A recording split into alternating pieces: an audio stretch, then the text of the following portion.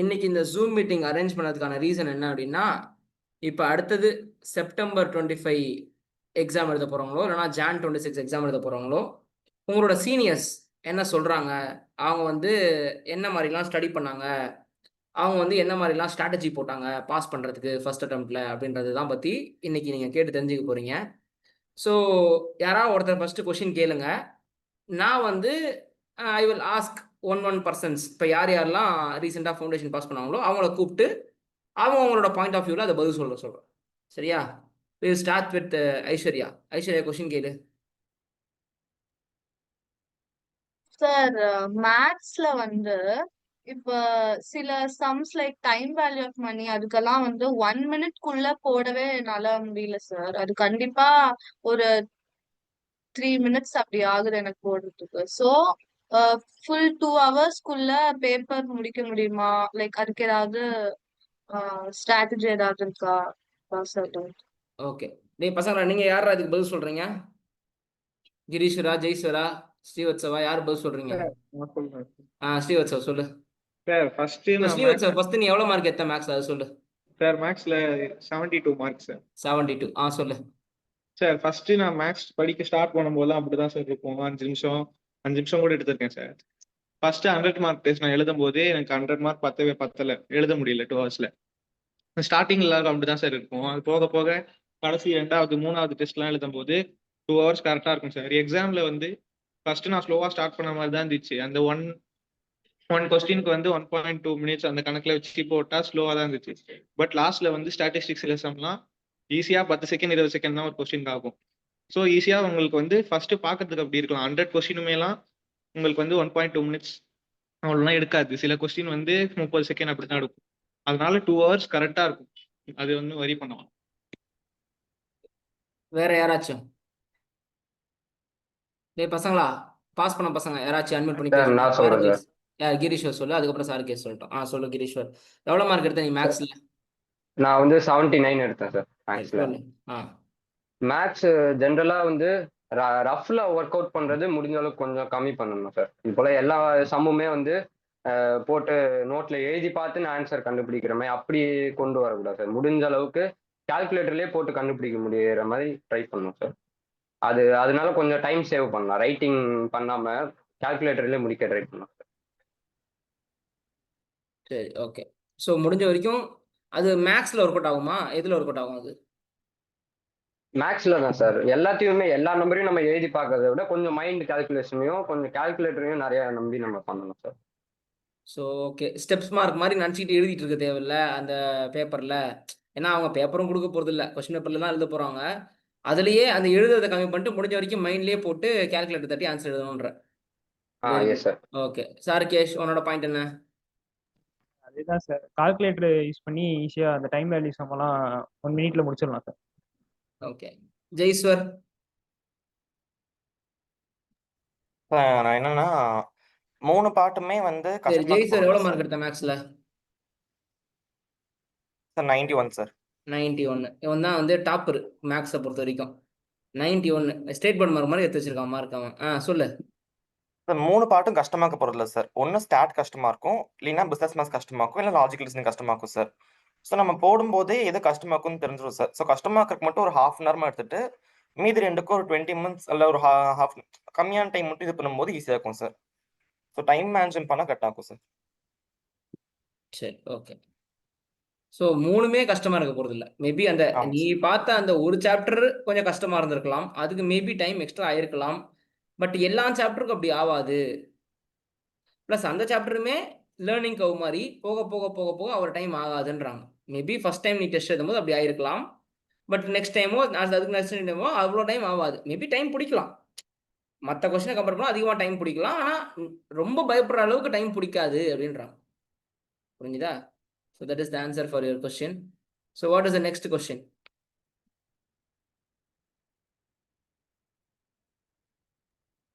Sir, ICI அந்த book back கொஸ்டின்ஸ்ல இருந்தா வருமா, இல்லனா வந்து அவுட் ஆஃப் த இது என்ன வேணா கேட்கலாம் அந்த மாதிரி கொஸ்டின்ஸ்? எதுக்கு? மேக்ஸ்க்கா? எதுக்கு? மேத்ஸ்க்கு. ஓகே. ஸோ இதுக்கு யார் பதில் சொல்றீங்க? அவன் என்ன கேட்குறான்னா, மேக்ஸ் புக்கு ஐசிஐ புக்ல இருந்து தான் கொஸ்டின் வந்துச்சா, ஆர் சும்மா கான்செப்ட் மட்டும் அங்கேயிருந்து எடுத்துட்டு என்ன கொஸ்டின் வேணா கேட்பாங்களா? பதில் சொல்லுங்கடா, நீங்க தான் சொல்லணும். மேக்ஸிமம் வந்து ஐசிஏ புக்கு மாடல்ஸ் தான் கேட்பாங்க சார். அந்த மாடல்ஸ் தாண்டி எதுவும் கேட்க போகிறது சார். அப்படி கேட்டாங்கன்னா அந்த மாடல்ஸை வந்து ஆர்டிபிலையோ இல்லை எம்டிபிலையோ கவர் பண்ணிடுவாங்க சார். ஸோ ஐசிஏ கொடுக்குற மெட்டீரியல்ஸ் தாண்டி இது கேட்க மாட்டாங்க சார். ஓகே சார், கேஷ் உனக்கு என்ன தோணுச்சு? அதேதான் சார், முக்கால்வாசி எல்லாமே கவர் ஆயிரும். ஒன்று ரெண்டு கொஸ்டின் தான் வந்து கொஞ்சம் அவுட் ஆஃப் சிலபஸ் மாதிரி இருக்கும், ஆனால் அதுவுமே கான்செப்ட் வைஸாக தான் இருக்கும், ஃபார்முலா இருக்கும் அதுக்கும். சரி, இப்போ அவன் என்ன கேட்குறான்னா, புக்லேயே அந்த சம்ஸ் இருக்குமான்னு கேட்குறான். லைக் ஐசிஏ புக்லேயே அந்த சம்ஸ் இருக்குமா அதான் கேட்குறான் அவன். அப்படியே நம்பர்ஸ் அப்படியே இருக்காது சார், மாடல்ஸ் வந்து நம்பர்ஸ் அப்படியே விட்றா, நம்பர்ஸ் மேபி மாறி Models- இருக்கலாம், பட் அந்த அந்த அந்த அந்த மாதிரி கொஸ்டின் இருக்குமா? மாடல் கொஸ்டின்ஸ் இருக்குமா ஐசிஐ புக்ல? ஸ்ரீவத்சவா, உன் டவுட் என்ன? உன்னோட பாயிண்ட் ஆஃப் வியூ என்ன? சார் அதே கொஸ்டின் இருக்குமான்னு சொல்ல முடியாது சார். அந்த கான்செப்ட் ஃபர்ஸ்ட் கொஸ்டினை விட்டுருங்க சார். கான்செப்ட் ஃபர்ஸ்ட் அவ்வளவு பேஜ் கொடுத்துருப்பாங்களே சார், நீங்க அதை தருவா பண்ணிட்டாலே எப்படி கொஸ்டின் கேட்டாலும் மேக்ஸிமம் அதை பேஸ் பண்ணி தான் சார் இருக்கும். இப்போ நீங்க ஐசிஐ புக்ல இல்லாத கொஸ்டின் கேட்டாலுமே உங்களால ஈஸியா ஆன்சர் பண்ண முடியும் சார். அந்த கான்செப்ட் வச்சு நம்ம கிளியரா இருந்தா போதும் சார். நீங்க ஆர்டிபி எம்டிபி போடும் போதே உங்களுக்கு அது தெரியும் சார், இது புக்ல இல்ல ஆனாலும் உங்களால போட முடியும். இந்த மாதிரி நீங்க ஃபீல் பண்ணுவீங்க சார். கிரீஷ், உன் பாயிண்ட் ஆஃப் வியூ என்ன? சார் அதே தான் சார், இது போல எல்லா கொஸ்டின்ஸுமே அப்படியே புக்ல இருந்து வராது சார். நம்ம புக்ல இருக்கிறது வந்து மோஸ்ட்லி கொஸ்டின்ஸை மக்கப் பண்ற மாதிரி நம்ம பண்ணக்கூடாது சார். கொஸ்டினோட பேட்டர்ன் தெரிஞ்சுட்டு அது எப்படி கேட்கறாங்கன்றதை நம்ம ப்ராக்டிஸ் ஆயிட்டோம் அப்படின்னா நம்ம அவங்க எப்படி ட்விஸ்ட் பண்ணி கேட்டாலுமே நம்ம ஆன்சர் பண்ணலாம் சார். அதை ஃபோக்கஸ் யுவராஜ், பண்ணலாம். யுவராஜ் சார் நீ என்னடா சொல்ற? அது அப்படிதான். மெஜாரிட்டி அந்த மாடல் வந்து புக்லயே இருக்கும், இல்லாத மாடல்னா ரொம்ப ரேரா தான் இருக்கும். அதுவும் நம்ம வந்து கான்செப்ட்ல கிரிப் இருந்தாலே நம்ம எழுதிடலாம். சரி, ஓகே. ஸோ ஒரு 100க்கு ஒரு 65-70 மார்க்கு மோஸ்ட்லி புக்லேருந்து வந்துடும்.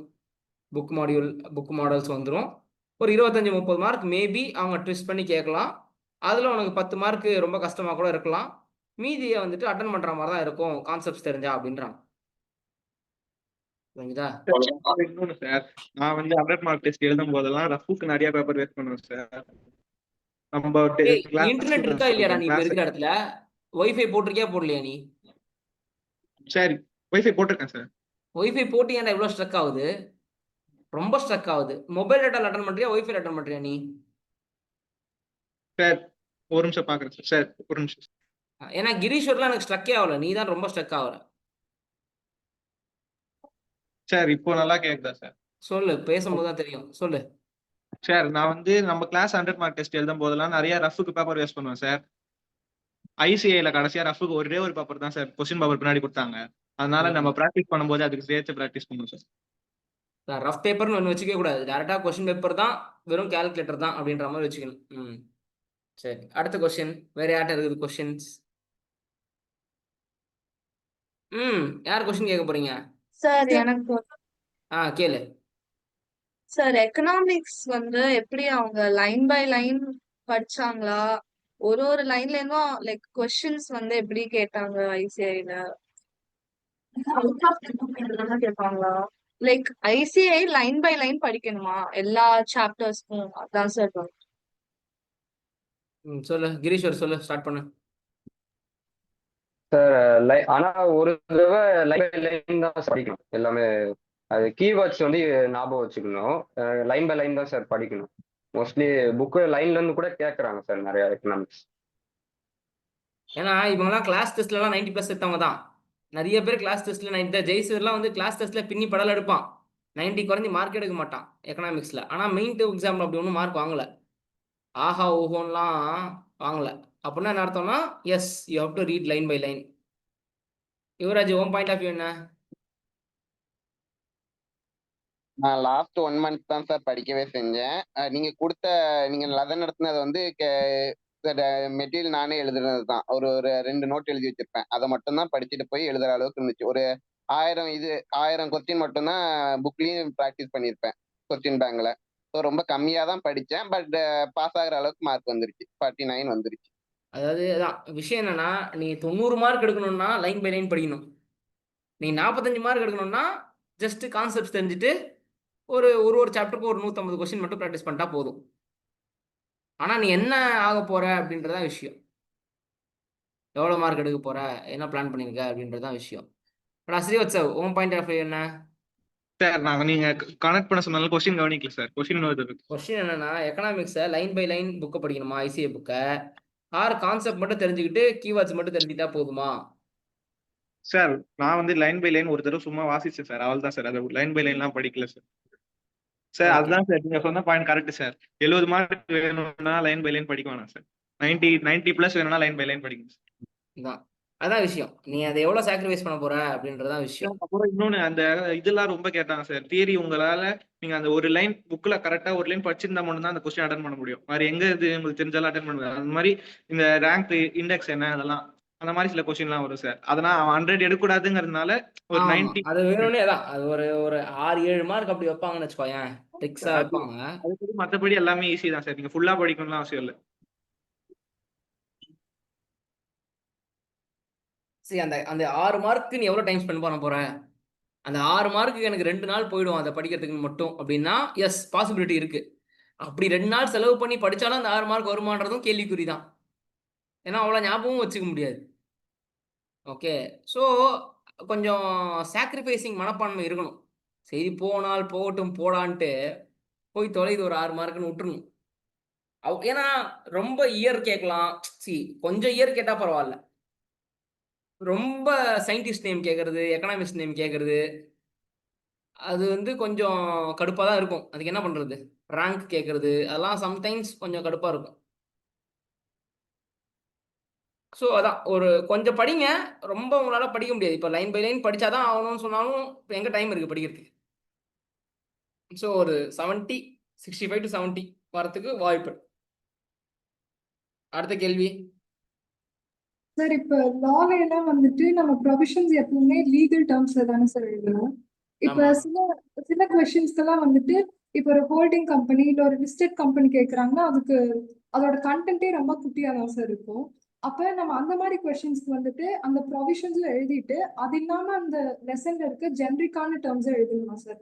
லெட்ஸ் சே லிஸ்டட் கம்பெனியோட ஆன்சர்ஸ் எழுதிட்டு இப்ப கம்பெனி அக்கௌண்ட்ஸ்ல கேட்டங்காட்டி கம்பெனி அக்கௌண்ட்ஸ் ரிலேட்டடா இருக்க சும்மா அந்த இன்ட்ரடக்ஷன் பார்ட்ல இருக்க ஜென்ரிக்கான டேர்ம்ஸும் அந்த ப்ரொவிஷன்ஸ்ல இன்க்ளூட் பண்ணணுமா சார்? எனக்கு ஒரு கொஞ்ச நேரம் புரிஞ்சு உன் கேள்வி. அதுக்கப்புறம் என்ன கேட்க வரானே புரியல. ஏதோ ஒரு ஃபேக்ட் மாதிரி சொல்ற, ஆனா எனக்கு கேள்வியே புரியல. என்ன கேள்வி? கிறிஸ்பா கேள்வி மட்டும் கேள்வி பார்ப்போம். ப்ரொவிஷன்ஸ் எழுதுறோம். ப்ரொவிஷன்ஸ் சின்னதா இருக்குது. ப்ரொவிஷன்ஸ் சின்னதா இருந்தா அவ்வளவுதான் எழுத முடியும். இல்ல சார், நம்ம இந்த ரெஃபரன்ஸ் கேஸ்ல எல்லாம் இருக்கும்ல சார். இப்ப இந்த சாலமன் வர்சஸ் சாலமன் எல்லாம் இருக்குன்னா அதோட கதையும் எக்ஸ்பேண்ட் பண்ணி அந்த ப்ரொவிஷன்ஸ் எல்லாம் எழுதிருக்காங்க. சி, அந்த கேஸே அந்த சாலமன் வர்சஸ் சாலமன் கேஸை தான் அவன் கொஸ்டினாவே மாத்தி வச்சிருப்பான். உனக்கு கேட்குற கொஸ்டினே சாலமன் வர்சஸ் சாலமன்ல என்ன நடந்துச்சோ அதை ஏதோ ஒரு கொஸ்டின் மாதிரி ஃப்ரம் பண்ணியிருப்பான் அந்த கொஸ்டின்ல. அப்ப அந்த கொஸ்டினை நீ எழுதிட்டு இந்த கொஸ்டின் வந்து சாலமன் வர்சஸ் சாலமன் மாதிரியே இருக்குதுன்னு ஒரு லைன்ல முடிச்சு விட்டுருணும். புரிஞ்சுதா இல்லையா? நீ வந்து செப்பரேட் லீகல் என்டிட்டியை பத்தி எழுது அப்படின்னு சொல்றான்னு வச்சுக்கோயேன். ஒரு 4 லைன் எழுதிட்டு சாலமன் வர்சஸ் சாலமன்ல அதை நிரூபிச்சாங்க அப்படின்னு எழுதி விட்டுருணும். இப்ப திருப்பி சாலமன் வர்சஸ் சாலமன் கதையெல்லாம் எழுதினா ஒரு 16 மார்க் கொஸ்டின் மாதிரி ஆயிடும். அது 4 மார்க் 5 மார்க் கொஸ்டின். அதுவும் லால அவ்வளோலாம் அவன் டைம் எங்க இருக்கும்? ஓகேவா? இப்போ கொஸ்டின் லிஸ்டட் கம்பெனியை பத்தி சொல்லு அப்படின்னு சொன்னான்னு வச்சுக்கோயேன், 3 மார்க் கொடுக்குறான்னா அவ்வளவுதான். இப்போ நீ என்ன இப்போ நான் சார் ஒரே ஒரு லைன்ல லிஸ்டட் கம்பெனி முடிஞ்சிருமே அப்படி கேட்க மாட்டான். ஏன்னா லிஸ்டட் கம்பெனிக்கு எதெல்லாம் லிஸ்ட் இல்லைன்றதை நீ எழுதணும். பிஎஸ்சி என்எஸ்சி லிஸ்ட் ஆனால் தான் லிஸ்டட் கம்பெனின்ற ஒரு வார்த்தை முடிச்சு. அது கிடையாது. லிஸ்டட் இன் ஸ்டாக் எக்ஸ்சேஞ்ச், அது அந்த ஒரு வார்த்தைக்கு மட்டும் மார்க் கொடுக்க மாட்டான். எது லிஸ்டிங் கிடையாது அப்படியே எழுதணும். ஸோ எப்படி பார்த்தாலும் அவன் கேட்குற கேள்வி ஒரு 4 லைன் 5 லைன் வந்துடும். அவன் சும்மா ஒரு லைன் எழுதுற மாதிரிலாம் கேட்க மாட்டான். புரிஞ்சுதா? பட் ஒருவேளை சார் என்னதான் குட்டிக்கர் வச்சாலும் இது ஆன்சர் 4 லைனுக்கு மேலே தாண்ட முடியல சார், ஆனால் 5 மார்க் கொஸ்டின் கேட்டிருக்கான். இப்போ 5 மார்க் கொஸ்டின் ஒரு பேஜ் எழுதணும், என்னத்தை எழுதுறது அப்படின்றதுக்காக கதைலாம் அடிக்க தேவையில்லை. மேபி அவன் என்ன பண்ணியிருப்பானா அதே கொஸ்டின்ல மொத்தம் ஒரு 20 மார்க் கேட்கறான்னு வச்சுக்கோயேன், 2 7 ஒரு 6 கேட்கறான்னு வச்சுக்கோ. அந்த 2 7 ரொம்ப பெருசா கேட்டிருப்பான். அந்த ஒரு 6ல ஒரு 3 இன்னொரு 3ன்னு கேட்கும்போது அந்த 3 சின்னதா கேட்பான். அது ஏன்னா ஒரு கொஸ்டினுக்கு அதே மார்க் அதிக டைம் ஆகும், இன்னொரு கொஸ்டினுக்கு அதே மார்க் கம்மி டைம் கூட ஆகும். அப்பதான் உனக்கு அது சாட்டிஸ்ஃபேக்ஷன் வரும் அந்த 3 மணி நேரத்துக்குள்ள முடிக்கிறதுக்கு. ஸோ அப்போ எல்லாத்தையும் இழுக்கணும்னு அவசியம் இல்லை. ஸ்ட்ரெயிட் கொஸ்டின்னா மார்க் வாங்குறது ஈஸி, புரிஞ்சுதா? ஏன்னா 6 பாயிண்ட் எழுதினா மார்க்னா அந்த 6 பாயிண்ட் தான் நீ எழுத முடியும். ஆனா இதே கேஸ் ஸ்டடி கொஸ்டின்னா நீ இழுத்து எழுதணும், அதுல தான் மார்க் வாங்குறது கஷ்டம், அதுல தான் மார்க் போகும். ஏன் எல்லாரும் சூப்பரா எழுதினேன்னு எவனுமே மார்க் வாங்க மாட்டான் லால. எல்லாம் 60 தான் மேக்ஸிமம் எடுத்து வச்சிருக்காங்க, அதுக்கு மேல பெருசா எதுவுமே இல்லை. ஏன்னா 70 எடுத்திருக்கீங்களா லால யாராவது? யாருமே எடுக்கல. 70 பத்தியா? யாருமே 70 எடுக்கல லால. இத்தனைக்கும் எல்லாருக்கும் லா நல்லா தெரியும். 60 62 தான் ஹையஸ்ட் மார்க்கே லால. ஏன்னா மார்க் போட மாட்டாங்க, நீ எவ்வளவு எழுதினாலும் சரி மார்க் போட மாட்டாங்க. அதனாலதான் எப்பவுமே சொல்லுவேன், லாவை பொறுத்தவரைக்கும் 100 மார்க் எழுத ட்ரை பண்ணு. ஏன்னா ஒரு கொஸ்டினுக்கு அவன் உச்சகட்டமான மார்க்கே அவன் கொஞ்சம் தான் போட போறான் அப்படின்னா, நீ எல்லா கொஸ்டின் அட்டன் பண்ணா மட்டும் தான் உனக்கு மேக்ஸிமம் மார்க் கிடைக்கும். இப்ப 4 மார்க் கொஸ்டினுக்கு நீ குட்டி கண்ணாச்சாலும் உனக்கு 2 மார்க் தான் போட போறான், 2.5 மார்க் தான் போட போறான்னா, அப்ப நீ எக்கச்சக்க கொஸ்டின் அட்டன் பண்ணணும். அப்பதான் உனக்கு எல்லா கொஸ்டினும் 1 மார்க் 2 மார்க் 1 மார்க் 2 மார்க்னு வரும். அடுத்த கேள்வி. சார் இப்போ லால வந்து நிறைய செக்ஷன்ஸ் இருக்கு சார். அவங்கலாம் வந்து இதை எப்படி ஞாபகம் வச்சுக்கிட்டு எக்ஸாம்ல அப்பியர் பண்ணாங்க அப்படின்னு சொல்லிட்டு, பிகாஸ் லாஸ்ட் அட்டம்ப்ட்ல வந்து நான் நிறைய செக்ஷன்ஸ் ஞாபகம் வச்சுட்டு போனேன், என்னால் அதை அப்பியர் பண்ண முடியல. அது எப்படி அவங்க எழுதுனாங்க அப்படின்னு சொல்லிட்டு. சரி, யாரா சொல்றீங்க இதுக்கு ஆன்சரு? லால செக்ஷன் நம்பர் எழுதினீங்களா? சார் அது ஒரு ஃபர்ஸ்ட் 2-3 எக்ஸாம்க்கு அப்படிதான் இருக்கும் சார். அப்புறம் போக போக ஐசிஐ புக் ஒரு 7 டைம் படிச்சோன்னு ஞாபகம் வந்துடும் சார். செக்ஷன் நம்பர் எழுத வந்துருதுன்றியா ஜெய் சார்? என்ன சொல்ல வர? செக்ஷன் நம்பர் வந்துடும் சார், ஆட்டோமேட்டிக்கா எனக்கு வந்து சார். வந்துருன்றியா? அடேய், ஒய்ஃபை போட்டியா சார் போடலையாடா? சார் இன்னும் போடல சார், ஒரே நிமிஷம் சார். உதைக்க போறேன்டா நான் உன்னை. ஏன்டா இப்படி பண்ற? நான் சார் தான் அவன் போட ஆரம்பிச்ச மாட்டேங்கிறாங்க உடனே சார். போடணும்னு சொன்னலடா. சார் சொல்லியிருக்கோம் சார், இன்னும் வரல சார். இந்த வீக்ல போட்டுருவாங்க சார். இந்த வீக் தான்டா, இன்னைக்கு தான்டா ஃப்ரைடே. இதுக்கப்புறம் என்னடா இருக்குது இந்த வீக்ல? சார் இன்னொரு 3 to சண்டேக்கு 4 days அப்புறம் ஒரு டே போட்டுருவாங்க சார். இருக்காடா இந்த வீக்ல உனக்கு மட்டும்? சண்டே எவனும் ஒர்க் பண்ண மாட்டான். சாட்டர்டே பாதி நாள் தான் ஒர்க் பண்ணுவானுங்க, பாதி நேரம் தான் ஒர்க் பண்ணுவானுங்க. இன்னைக்கு போட்டா இன்னைக்கு தான் சார் போடணும். முந்தானேத்தே சொன்னேன் சார், இன்னும் வரல சார். ஏய், நான் உனக்கு சொல்லி 15 நாள் ஆகுதுடா, 10 நாள் ஆகுதுடா. முந்தானேத்தி சொல்லிட்டேன்ற நீ. போட்டுறேன் சார். சரி, என்ன சொல்ல வந்த சொல்லு. சார் என்னன்னா ஒரு 7 to 8 டைம்ஸ் ஐசிஐ புக் நல்லா படிச்சிட்டோம்னா செக்ஷன் வந்துடும் சார். கிரீஷர் நீ சொல்றா. சார் நான் வந்து செக்ஷன் நம்பர் அந்த அளவுக்கு எழுதல சார். எது முக்கியமான ஒரு சிலது மட்டும் ஞாபகம் வரப்போ நான் எழுதிடுவேன். ஆனா தப்பா எழுதுனா மார்க் கம் பண்ணிடுவாங்கன்னு தெரியும் சார். அதனால வந்து ஞாபகம் வந்துச்சுன்னா எழுதிடுவேன், இல்லைன்னா ஆஸ் பர் ரெலவென்ட் ப்ரொவிஷன்ஸ் தான் சார் எழுதுவேன் மோஸ்ட்லி. சரி, ஸ்ரீவத்சவ நீ என்ன சொல்ற? சார் நான் ஃபர்ஸ்ட் செக்ஷன் நம்பர்லாம் ஞாபகம் வச்சுக்கணும்னு சொல்லி வெறும் டாபிக் எழுதி செக்ஷன் நம்பர் எழுதி அதெல்லாம் படிச்சுட்டு போனேன் சார். அப்படி படிச்சுட்டு போகும்போது நான் எக்ஸாம்ல ஃபீல் பண்ணி எனக்கு ஒன்னே ஒன்று மட்டும் தான் மறந்து போச்சு. ஒரு கொஸ்டின் மட்டும் தான் செக்ஷன் தெரியல. அதை நான் அப்படியே செக்ஷன் போடாம ஆன்சர் எழுதிட்டேன் சார். ஏன்னா தப்பான செக்ஷன் போட்டா 0 மார்க், சுத்தமா எழுதுனதே வேஸ்ட் ஆயிரும். அதனால இப்போ ஞாபகம் இல்லைனா வந்து ஆஸ் பர் திஸ் ஆக்ட் அப்படியே இக்னேட் கான்ட்ராக்ட் ஆக்ட்னு போட்டு விட்டுருணும் சார். நம்ம அதுக்கு ஒன்றும் நான் அவ்வளோ டைம் ஸ்பெண்ட் பண்ணல சார் செக்ஷன் ஞாபகம் வச்சுக்கணும் சார். யுவராஜ் நீ என்னடா? நான் படிக்கல சார் செக்ஷன் நம்பரே. படிக்கல, ஃபர்ஸ்ட் ரவுண்ட் படித்தேன், லாஸ்ட் ரிவிஷன் பண்ணல, செகண்ட் ரவுண்ட் நம்பரோட சேர்த்து வச்சு ரிவிஷன் பண்ணல, ஸோ நான் எழுதல. Udayasri, what is your point? Sir நான் செக்ஷன் நம்பரை வந்து அந்த 1 2 3 அப்படின்னா ஒரு மாதிரி கொரோனாலஜிக்கல் ஆர்டர்ல படிச்சா அது மெமரபிளா இருக்கு. நீ எழுதினியா எக்ஸாம்ல செக்ஷன் நம்பர்ஸ்லாம்? எல்லா கொஸ்டினுக்குமே எழுதுனேன். எல்லா கொஸ்டினும் எழுதினியா? அடி பாவி, சரியான ஆமா சார். பயங்கர மெமரி பவர் இருக்கு. சிட்டி ரோபோவா இருப்ப போல இருக்கே நீ. இல்ல சார், நான் படிச்சதே கம்மி தானே. நான் வந்து 2 சாப்டர் படிக்கல சார். அதனால 80 மார்க்ஸ் தான் அட்டனே பண்ண முடியும். அப்ப எல்லாத்தையும் உருப்படியா எழுதுனாதான் மார்க் போடுவாங்க. என்ன 2 சாப்டர் விட்டுட்டேன்? எழுதிட்டேன். சேல் ஆஃப் குட்ஸ் ஆக்டும் இந்தியன் ஃப்ரேம்வொர்க் ரெகுலேட்டரி ஃப்ரேம்வொர்க்கும் விட்டுட்டேன். சேல் ஆஃப் குட்ஸ் ஆக்ட விட்டியா? எவ்வளவு மார்க் ஆமா வாங்கின நீ? சார், 55. உசுர கொடுத்து படிச்சா 60, உசுர கொடுக்காம படிச்சா 55. பரவாயில்ல, நான் உசுர கொடுக்காமயே படிச்சுக்கிறேன் அப்படின்ற மாதிரி. ஐயோ ஐயோ. பட் ஆனா அவ தான் சொல்றாள்ல, அதனால அவ என்ன பண்ணிட்டானா நிறைய செக்ஷன் நம்பர் மக படிச்சு வச்சிருக்கா. ஓகேவா? அதுக்கு நீ செக்ஷன் நம்பர் பெருசா மக படிக்காம மேலோட்டமா எல்லாத்தையும் படிச்சுட்டு போயிருந்தேன்னு வச்சுக்கோயேன், எல்லாத்தையும் கதை எழுதி வச்சிருக்கலாம் அது மாதிரி. அது வந்து இப்போ மெஜாரிட்டி வின்ஸ்ன்ற மாதிரி தான் கதை. எல்லாராலையும் செக்ஷன் நம்பர் படிக்க முடியாது. இப்போ நான் சொன்னா கூட இப்போ எவனா ஒருத்தன் இப்போ ஜெய்சரே சொல்றான்னு வச்சுக்கோ, அதெல்லாம் படிச்சிடலாம் ஒன்றும் பிரச்சனை இல்லை அப்படின்னு சொன்னான்னு வச்சுக்கோ, ஏன் அதெல்லாம் எப்படி இப்போ சொன்னா மட்டும் செஞ்சிடவா போற நீ? அதெல்லாம் செய்ய முடியாது. ஸோ நமக்கு வருதுன்னா வரும், வரலன்னா வராது. செக்ஷன் நம்பர்ன்றது மேபி ஒரு 15-20 செக்ஷன், 20-30 செக்ஷன், 35, ஒரு மேக்ஸிமம் 35 செக்ஷன் ஞாபகம் வச்சுக்க முடியும். ஓகே, ஸோ 35 செக்ஷன்ஸ் ஞாபகம் வச்சுக்கோங்க. அதுலேருந்து ஏதாவது வந்துச்சுன்னா எழுதுங்க. அப்படி இல்லைன்னா தங்களுக்கு தெரியாத சட்டம் ஒன்றும் இல்லை, அது எந்த சட்டம் சிறந்த சட்டமோ அதை பார்த்து நீங்களே தீர்மானித்துக் கொள்ளுங்கன்னு எழுத வேண்டியதுதான். அது வந்து ஒருத்தவங்களோட கெப்பாசிட்டியை பொறுத்து இருக்குது. என்னை பொறுத்த வரைக்கும் நான் சொல்கிறேன். பிகாஸ் என்னால் செக்ஷன் நம்பர் மனப்பாடம் அடிக்க முடியும். நான் உதயஸ்ரீ மாதிரி தான். நான் பயங்கரமாக மனப்பாடம் அடிச்சிருவேன். ஆனால் உதயஸ்ரீயாவது ஒரு சாப்டர் விட்டு போச்சு, நான் ஒரு சாப்டரையும் விடவும் மாட்டேன். நான் எல்லா சாப்டரையும் மக படிச்சிருவேன்.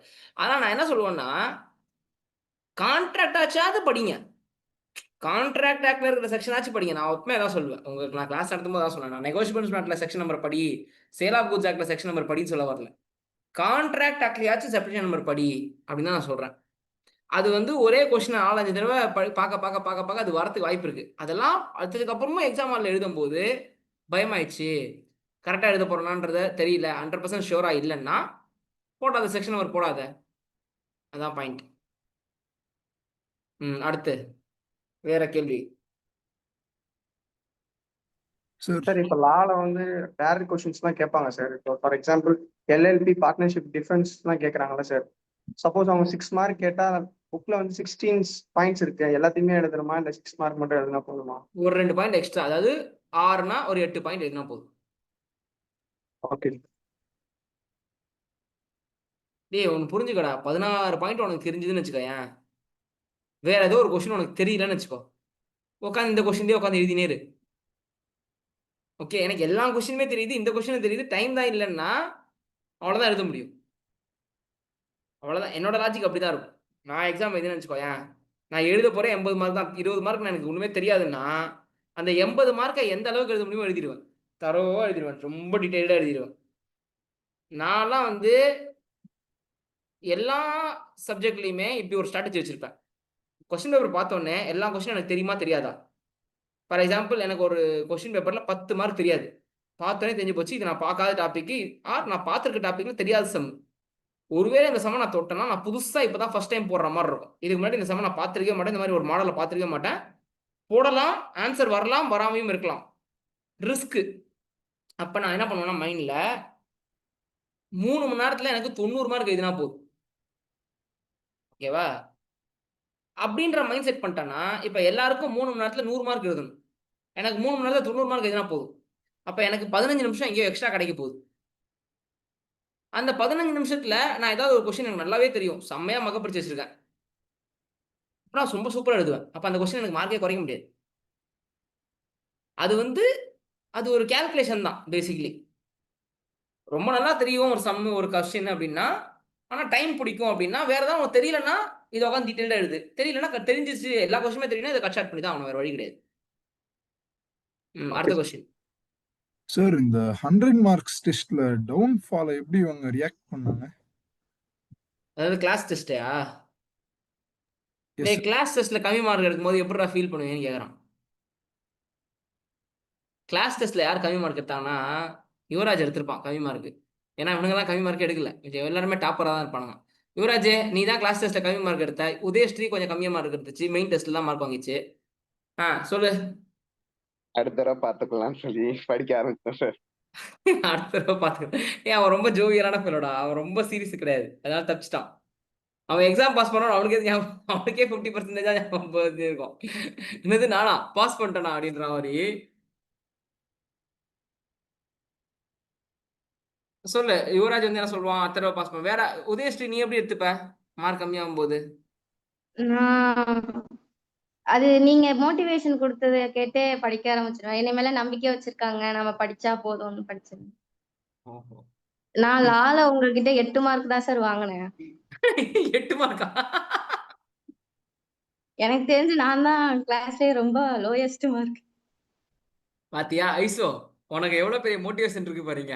ஏய் வாடி வாடி வாடி, ஒன்னதாண்டி தேடின இருக்க, வாடி வா வா வா வா.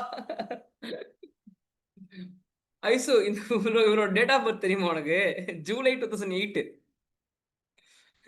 ஹேய் தங்கச்சியா நீ எனக்கு அப்படின்ற மாதிரி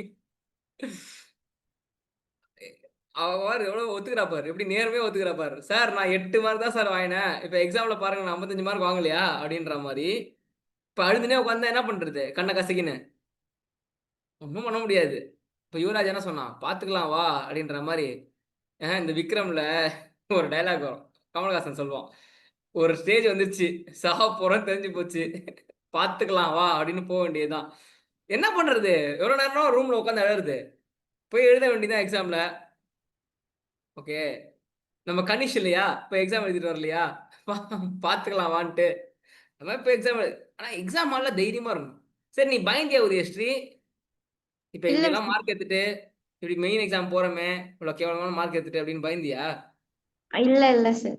நான் உங்ககிட்ட எழுதும் போது ரொம்ப கம்மியான மார்க்ஸ் தான் அட்டனே பண்ணுவேன் சார். ம் 63 தான் நான் அதிகபட்சமா அட்டன் பண்ண மார்க்கே.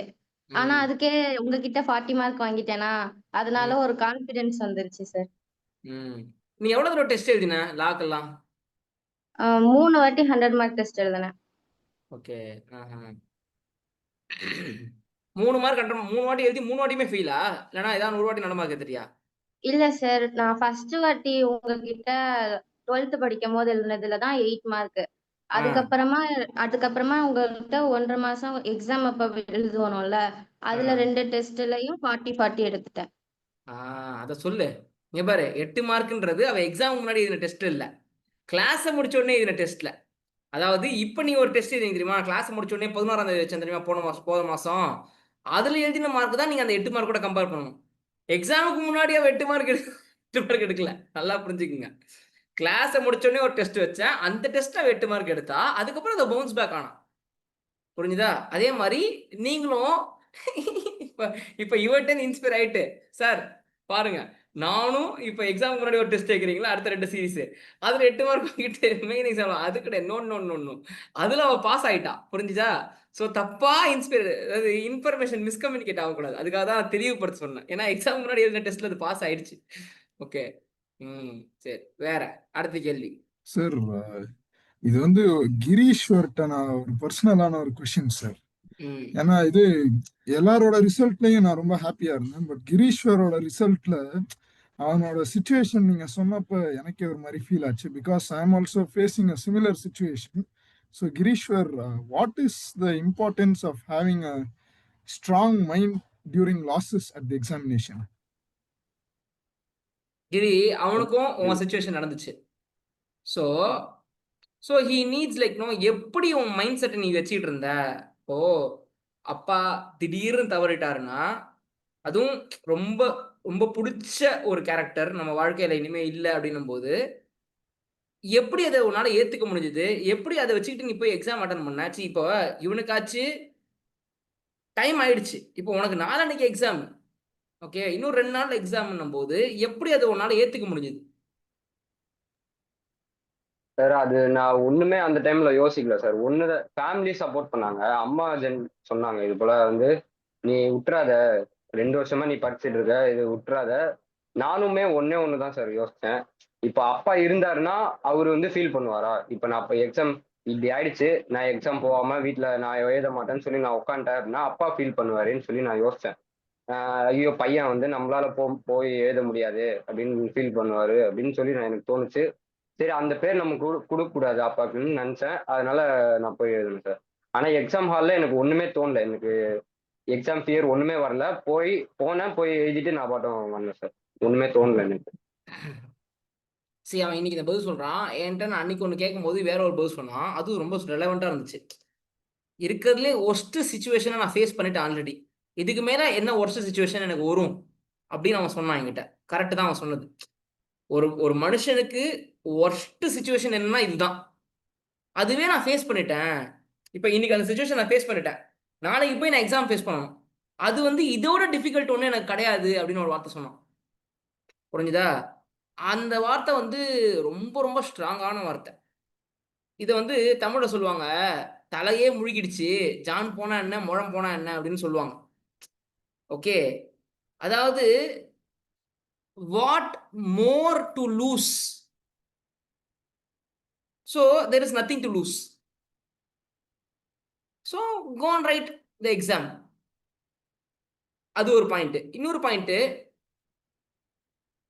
இப்ப என்னால ஒரு ஆத்மா சாந்தி அடையணும் அப்படின்னா அந்த ஆத்மா உன்னால பிசிக்கலா அதை பார்க்க முடியல, ஆனா அது ஒரு எனர்ஜி ஃபார்ம்ல இருக்குன்னு வச்சுப்போம். ஓகே, ஸோ பிசிக்கலா ஒரு பாடியில இந்த ஆத்மா இல்லை, ஆனா அது காத்துல எனர்ஜி ஃபார்ம்ல இருக்குதுன்னா அது உன்னை பார்த்துக்கிட்டு இருக்குன்னு வச்சுக்கோ. ஓகே, அந்த ஆத்மா உன்னை பார்த்துக்கிட்டு இருக்கு. இப்போ மே சோல் ரெஸ்ட் இன் பீஸ்ன்னு சொல்றோம்னு வச்சுக்கோங்க. இப்ப அந்த சோல் ரெஸ்ட் இன் பீஸ் எப்ப ஆகும்னா நீ பாஸ் பண்ணாதான் ஆகும். ஏன்னா அந்த ஆத்மாவோட ஆசை என்னவா இருந்திருக்க முடியும், இதுதான் ஆசையா இருந்திருக்க முடியும். அதை நினைச்சுக்கிட்டு இதை கோட்டை விட்டுனா அது எப்படி சாந்தி அடையும்? இப்போ என்னென்னவோ ரிச்சுவல்ஸ் பண்றாங்க சாந்தி அடையணும் சாந்தி அடையணுன்றதுக்காக. ஆனா எல்லா ரிச்சுவலோட பெரிய ரிச்சுவல் என்னன்னா நீ பாஸ் ஆகுறது தான். ஏன்னா அவங்களுக்கு என்ன கனவா இருந்துச்சு, என் பையனை ஒரு ஆள் ஆக்கி பார்க்கணும் அப்படின்ற கனவு தானே இருந்துச்சு, என் பையன் சிஏ முடிக்கணும்ன்ற கனவு தானே இருந்துச்சு. ஓகே, அப்ப நீ நல்லபடியா செட்டில் ஆனா மட்டும்தான், நீ நல்லபடியா உன் வாழ்க்கையில சந்தோஷமா இருந்தா மட்டும்தான் அந்த ஆத்மா ஹாப்பியா இருந்திருக்க முடியும். So it is your duty to make that soul ஹாப்பினா you have to pass, you have to get the mark. Okay, அப்படியும் நீ அதை நினைச்சுக்கலாம். அந்த ஆத்மாவை நினைச்சு நினைச்சு நினைச்சு நினைச்சு ஃபார் எக்ஸாம்பிள் கிளம்பி ஃபாரின் போயிட்டான்னு நினைச்சுக்கடா. இப்ப நீ நினைச்சுக்கிறது தானே இதெல்லாம், இல்லைன்னு நீ நினைச்சுக்கிறது தான், இருக்குன்றத நீ நினைச்சுக்கிட்டது தான். ஈஸ்வரன் இப்பயும் சொல்லுவான், அவங்க அம்மா இல்லைன்னா எக்ஸாமுக்கு ஒரு 1 month முன்னாடி அவங்க அம்மா இறந்து போகும்போது அவங்க அம்மா தான் எல்லாமே. அவன் சொல்லுவான், நான் இல்லைன்னே நினைக்கலையே சார், நான் ஏன் சார் நீங்க தான் சார் சொல்றீங்க இல்லைன்ட்டு, நான் இல்லைன்னே நினைக்கலையே. அவங்க எக்ஸாம் வரல என் பக்கத்துல உட்காந்த மாதிரி தான் நான் நினைச்சுக்கிட்டு இருந்தேன், எல்லாமே மைண்ட் செட் தானே சார்ன்னுவாங்க. It's all about your mind set. நீ ஏன் இல்லைன்னு நினைச்சுக்கிற? ஓகே, நீ இல்லைன்னு நினைச்சிட்டா மட்டும் தான் உனக்கு அழுகியே வரும். இங்கதான் எங்கேயோ பார்த்துட்டு இருக்காரு நம்மள, சிசிடிவி கேமரா மாதிரி நினைச்சிக்க வேண்டியதுதான். இப்போ சிசிடிவி கேமராக்கு என்ன பிசிக்கல் ஃபார்மா இருக்குது, ஒரு மனுஷன் மாதிரி இருக்குது சிசிடிவி கேமரா. அந்த மாதிரி நம்ம பண்ற ஆக்டிவிட்டிஸ் எல்லாம் பார்த்துக்கிட்டு இருக்குல்ல சிசிடிவி கேமரா. இப்போ எல்லா இடத்துக்கும் என்ன சொல்றாங்க, யூஆர் அண்டர் சர்வேலன்ஸ், பார்த்து நடந்துக்குங்கன்றாங்க. சம்டைம்ஸ் அங்கே சிசிடிவி கேமரா எங்க இருக்குன்னு கூட நமக்கு தெரியாது, சும்மா போர்டு போட்டிருப்பாங்க யூஆர் அண்டர் சர்வேலன்ஸ், பார்த்து நடந்துக்குங்கன்னுவாங்க. ஓகே, அது எங்க இருக்குன்னு நமக்கு தெரியாது, ஆனா அந்த போர்டை பார்த்தோன்னா நம்ம எப்படி நடந்துப்போம், டிசிப்ளினா கேர்ஃபுல்லா நடந்துப்போமா? ஒருவேளை அந்த போர்டு இல்லைன்னா நம்ம டிசிப்ளினா இல்லாம கூட இருந்திருக்கலாம்ல. கரெக்டா இல்லையா?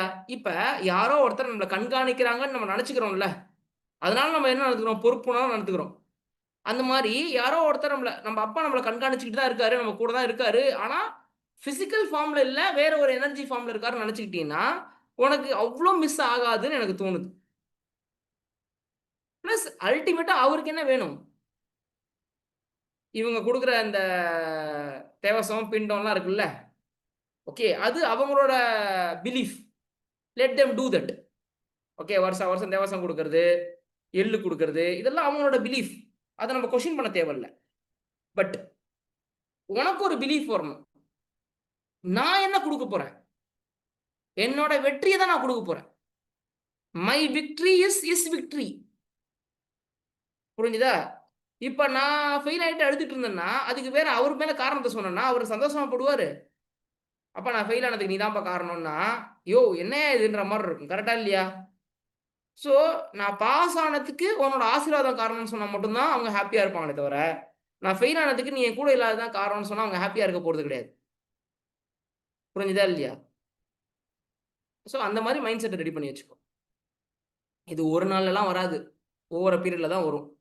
இப்போ நான் சொல்றேன்னா, நான் சொன்னேன் தெரியுமா, என் பாட்டி என்னை தூக்கி வளர்த்தவங்க. ஏன்னா எங்க அம்மா வேலைக்கு போயிடுவாங்க, எங்க பாட்டி கூட தான் நான் வளர்ந்தேன். எங்க பாட்டி தான் எனக்கு எல்லாமே, சின்ன வயசுல நான் சொல்றது.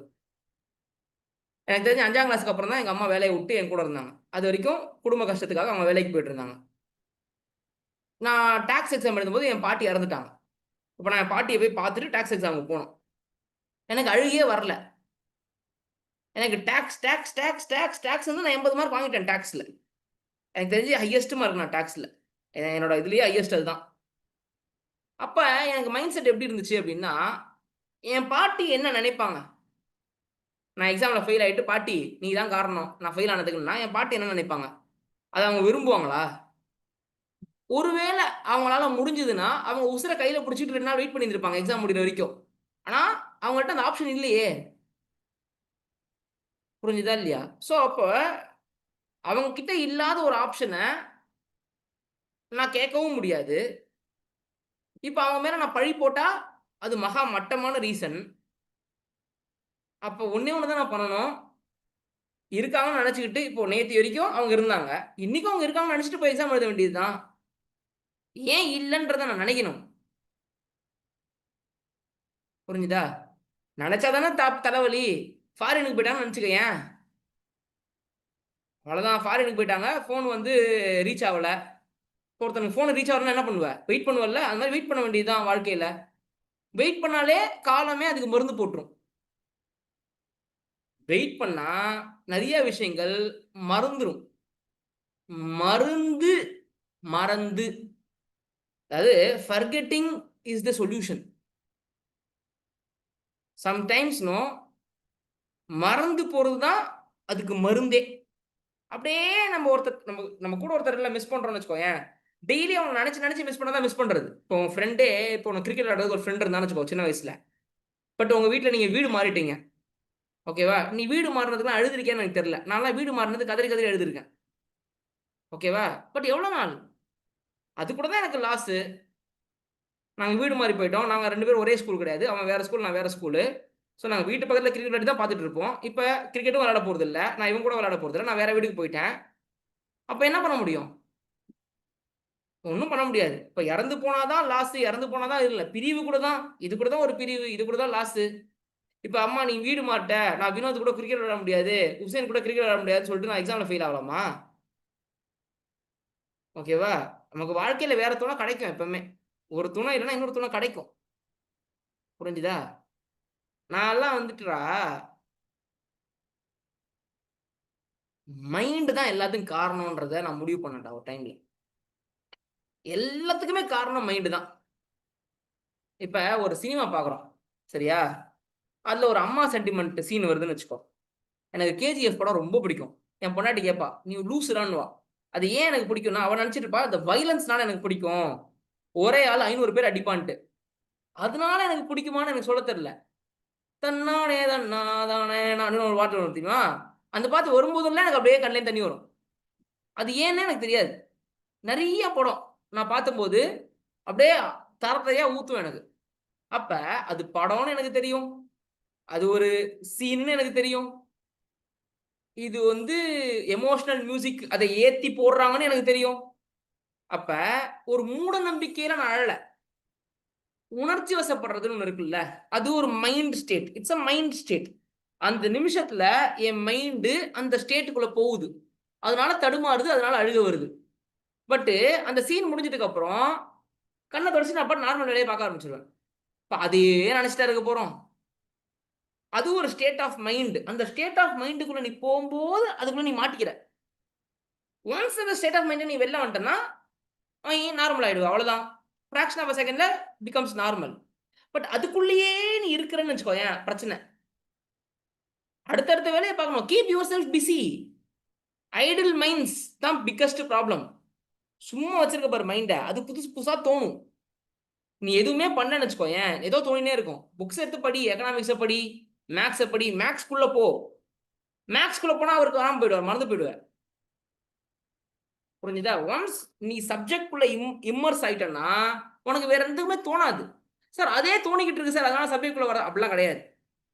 இப்ப நீ ஒரு படம் பாக்குறேன்னு வச்சுக்கோயேன், அந்த படம் பார்க்கும்போது உனக்கு ஞாபகம் போயிடும். உனக்கு படத்து மேல தான் ஞாபகம் இருக்கும். ஒரு சூப்பரான ஒரு படம் வந்திருக்கு, 8 வசந்தங்கள்னு ஒரு படம் வந்திருக்கு.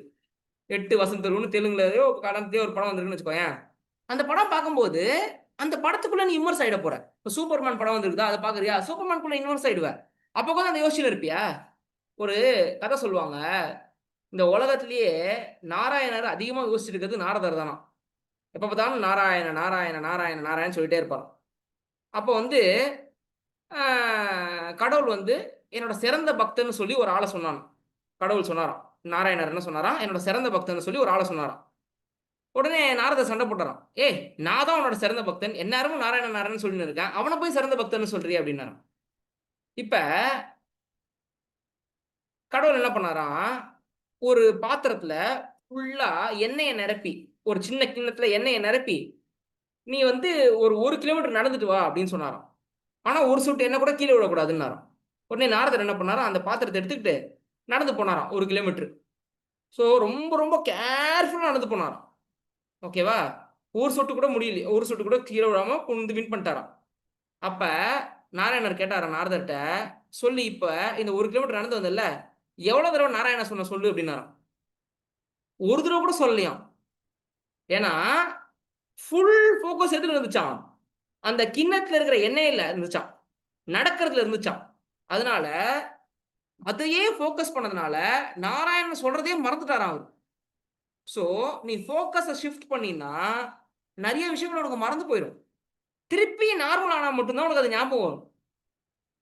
ஸோ நீ படிக்கும்போது உன் ஃபுல் ஃபோக்கஸை கொண்டு போய் படிப்புலையும் புக்ஸ்லையும் வச்சு அந்த சம் ஏன் வரல, ஏன் அதுக்கு இந்த ஆன்சர் வந்துச்சு அப்படின்றத பத்திலாம் யோசிச்சுட்டு இருந்தீங்கன்னா உனக்கு இதை பத்தி யோசிக்கிறதுக்கு டைமே இருக்காது. திருப்பி நீ இல்ல அப்படின்னு நீயா நினைச்சிட்டு இருந்தா மட்டும் தான் உனக்கு அழுக வருமே தவிர, அப்ப இல்லைன்ற நினைக்கிறதுக்கான டைமை நீ கொடுக்க கூடாது. அடுத்த வேலையை பார்த்துக்கிட்டே இருக்கணும். அண்ட் இருக்காங்கன்னு நினைச்சுக்க வேண்டியதுதான். பிசிக்கல் ஃபார்ம்ல இல்ல, எனர்ஜி ஃபார்ம்ல இருக்காங்கன்னு நினைச்சுக்க வேண்டியதுதான். நான் கடவுள் இல்லைன்னா எப்படி இருக்கும் உனக்கு ஃபீலிங்? இப்ப என்னை யாரையாவது சொல்லி என்னை யார்ட்டையாவது கடவுள்னு ஒருத்தர் கிடையாது, கடவுளே இல்லைன்னா எனக்கு கோவம் வரும்ல. ஆனா நான் இருக்காங்கன்னு நினைச்சிட்டு இருக்கேன், நீ யாரா இல்லைன்னு சொல்றதுக்கு எனக்கு கோவம் வரும்ல. அப்ப எனக்கு ஒரு பிலீஃப் இருக்குல்ல. என்னோட பிலீஃப் என்ன? இருக்காங்கன்னு இருக்கு. ஓகேவா? அப்ப ஏய் நீ ஒரு சைக்கோடா, இல்லாத ஒண்ணு இருக்குன்னு நினைச்சுக்கிட்டு இருக்கேன்னு சொன்னா எப்படி உனக்கு ஃபீல் ஆகும்? இது ஒரு பிலீஃப். இப்ப நான் அவர்கிட்ட உட்காந்து நான் பேசுறேன், கடவுள் கூட உட்காந்து பேசுறேன்னு வச்சுக்கோயேன். மேபி நான் வாய் விட்டு பேசினா என்ன கலாய்ப்பாங்க. நான் மனசுக்குள்ள கண்ணை மூடிட்டு பேசிக்கிட்டு இருக்கேன் அவர்கிட்ட. ஸோ இதுதான் என் கேள்வி அப்படின்னு நான் சொல்லுவேன். அதுக்கு பதில் அவர்கிட்ட நான் எதிர்பார்க்க மாட்டேன். அது நடக்கும். இந்த பிரபஞ்சம் இதுக்கு பதில் சொல்லும்னு சொல்லுவோம் தெரியுமா? இப்ப ரொம்ப வருஷமா குழந்தை இல்லை, கடவுள்கிட்ட கேட்கிறேன், நான் என்ன தப்பு பண்ணேன், ஏன் எனக்கு குழந்தை கொடுக்க மாட்டேற, நீ கூடு, எனக்கு தேவை அப்படின்னு சொல்றேன். டெய்லி ப்ரே பண்றேன். இப்ப அவர்கிட்ட நான் எப்படி பதில் எதிர்பார்க்க முடியும்? அவர் வந்து சொல்லிட்டு போவாரா எனக்கு? அதெல்லாம் கிடையாது. ஒரு நாள் அது நடக்கும். அன்னைக்கு நடக்கும்போது அவர் பதில் சொல்லிட்டாருன்னு அது அர்த்தம். ஸோ இந்த பிரபஞ்சம் உனக்கு ஒரு கொடுக்கும். புரிஞ்சுதா இல்லையா? அப்ப நான் ஒரு நாளும் வாய் விட்டு தனியா ரூம்ல உட்காந்து பேச போறது இல்லை. அவர் கூட என் மனசுக்குள்ளேயே பேச போறேன். அவருக்கு கேட்கும் நான் நினைக்கிறேன். இந்த எனர்ஜி, நம்மளை சுத்தி இருக்கிற எனர்ஜி எப்படின்னா ஒரு செல்போன் கூட பேசுது. நீ எங்கேயோ உட்காந்துருக்க, நான் எங்கேயோ உட்காந்துருக்கேன். இப்ப நீ பெங்களூர்ல உட்காந்துருக்க, நான் சென்னையில உட்காந்துருக்கேன். இப்ப நம்ம 2 பேர் பேசிக்கிட்டு இருக்கோமே. இது ஒரு டெக்னாலஜின்னு நீ சொல்றல்ல. இந்த டெக்னாலஜி எப்படி நடக்குதுன்றது சயின்டிஸ்டுக்கு தெரியும், கண்டுபிடிச்சவனுக்கு தெரியும். உனக்கு எனக்கு யூஸ் பண்ண தானே தெரியும். இப்ப இந்த ஜூமை நான் ஆன் பண்ணா, அங்க இருந்து ஜூமை நீ ஆன் பண்ணா நம்ம 2 பேர் பேச முடியுதுன்றது இருக்குல்ல. நடுப்புற இன்டர்நெட்னு ஒன்று இருக்குன்னு சொல்றேன்ல. இன்டர்நெட் எப்படி இருக்கும் சொல்லு? கண்ணில் பார்த்துருக்கேன் இன்டர்நெட்டை சார், ஒயர் பார்த்துருக்கேன் சார். நான் கூட தான் ஸ்டாச்சுவை பார்த்துருக்கேன், நான் கூட தான் போட்டோவை பார்த்துருக்கேன். ஒயர் வேற, இன்டர்நெட் வேற. புரியுதா? ஸ்டாச்சு வேற, கடவுள் வேற. கடவுள் ஸ்டாச்சு கிடையாது, அந்த படத்துல கடவுள் கிடையாது. It's a form of energy. இப்ப காத்துல தான் அந்த வேவ்ஸ் இருக்கு. அந்த வேவ்ஸ்ன்றது காத்து தான். அப்ப நீயும் நானும் சுவாசிக்கிறதும் காத்து தான். இந்த இன்டர்நெட்டும் காத்து மூலியமா தான் டிரான்ஸ்ஃபர் ஆகுதுன்னு வச்சுக்கோ. இப்ப செல்போன் ரிங் அடிக்குது. எப்படி ரிங் அடிக்குது? காத்துல இருக்கிற வேவ்ஸ் மூலியமா ரிங் போகுது. அப்ப எனர்ஜி. அப்ப இதுக்கெல்லாம் உருவத்தை கொடுக்க முடியாது. அப்ப நேத்து வரைக்கும் உருவத்துல இருந்த ஒண்ணு இன்னைக்கு உருவத்துல இல்ல, அவ்வளவுதான் வித்தியாசமே தவிர அது இங்கதான் இருக்கு. அப்படி நினைச்சுக்கணும். அந்த மைண்ட் செட்டுக்குள்ள நீ இருந்துட்டீங்கன்னா உருவம் போச்சுன்றதுக்கு நீ அழமாட்ட. இப்ப சின்ன வயசுல நீ கியூட்டா அழகா இருந்திருப்படா, கிங்கினி மகினி இருந்திருப்ப. இப்ப சிவாவே பார்த்துன்னு இருக்கான்னு வச்சுக்கோயேன். இப்ப எனக்கு என்ன தெரியுமா, அப்பப்ப நான் போட்டோ வீடியோ எடுத்து வச்சுப்பேன். நான் கேட்பா, அவன் நம்ம கூட தானே இருக்க போறான், எதுக்கு எப்ப இருந்தாலும் போட்டோ வீடியோ எடுத்து வச்சிருக்கேன்ட்டு. இந்த மூஞ்சி 10 வருஷம் கழிச்சு இருக்காதே, இந்த கியூட்னஸ் 10 வருஷம் கழிச்சு இருக்காதே. அப்ப எப்படி இருந்த? சிக்கன் சிட்டு குட்டி மாதிரி இருக்க. இப்ப எப்படி இருக்க? பெருத்து பண்ணி குட்டி மாதிரி ஆயிட்டன்ற மாதிரி. இந்த கியூட்னஸ் 10 வருஷம் கழிச்சு இருக்காதுல்ல. அன்னைக்கு ஐஸ்வர்யா வீட்டுக்கு கூட்டு போனேன். ஓகேவா? அழகா ஜாம்னு உட்காந்துருந்தான், கியூட்டா இருந்தது பாக்குறதுக்கு. 15 வருஷம் கழிச்சு கூட்டு போனா, இப்போ ஒன்றும் இல்லை, சிம்பிளா சொல்றேன். இப்போ ஒரு குழந்தைய உன்கிட்ட கொடுத்தனா, இப்போ ஷாலினி கிட்ட அந்த குழந்தைய கொடுக்குறேன்னு வச்சுக்கோயேன். அந்த குழந்தைய மடியில வச்சு ஷாலினி கிஸ் அடிப்பாளா? ஏன்னா 1.5 வயசு தான் ஆகுது ஆப்வியஸ்லி. சரி, இப்போ இவனுக்கே 15 வயசு ஆயிடுச்சுன்னு வச்சுக்கோ. அப்ப ஷாலினிக்கு ஒரு 30 வயசு இருக்குன்னு வச்சுக்கோ. ஓகே, மடியில கூட்டு கிஸ் அடிக்க முடியுமா? முடியாதுல்ல. அப்ப உருவம் தான் காரணம்னா அப்ப இதுவே ஒரு பிரச்சனை தானே. புரிஞ்சுதா நான் சொல்றது உனக்கு? அப்ப உருவத்துல ஒண்ணுமே இல்லை, ஏன்னா உருவம் மாறிடும். நீயே சின்ன வயசுல வேற உருவத்துல இருந்திருப்ப, இப்ப நீ வேற உருவத்துல ஆயிட்ட. அப்ப உருவம்ன்றது மாறினே தான் இருக்கும். புரிஞ்சுதா இல்லையா சொல்றது உனக்கு?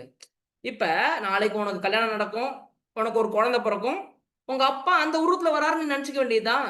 அதானே எல்லாருமே நினைப்பாங்க. ஏன் தாத்தாவோட பையனுக்கு பேரனுக்கு வைக்கிறாங்க. இப்ப என் பையனுக்கு வந்து தியாகராஜன் ஒரு பேர் இருக்குது. ஓகேவா? அந்த பேரை நாங்க கூட மாட்டோம் அவனை. பட் அதான் அவனோட பேர். அஃபிஷியல் நேம் வேற. நம்ம ஃபேமிலி நேம்னு ஒன்று சொல்லுவோம்ல, அதான் அவனுக்கு பேரு. என் தாத்தா இறக்குற அன்னைக்கு she is like 5 to 6 months pregnant N wife.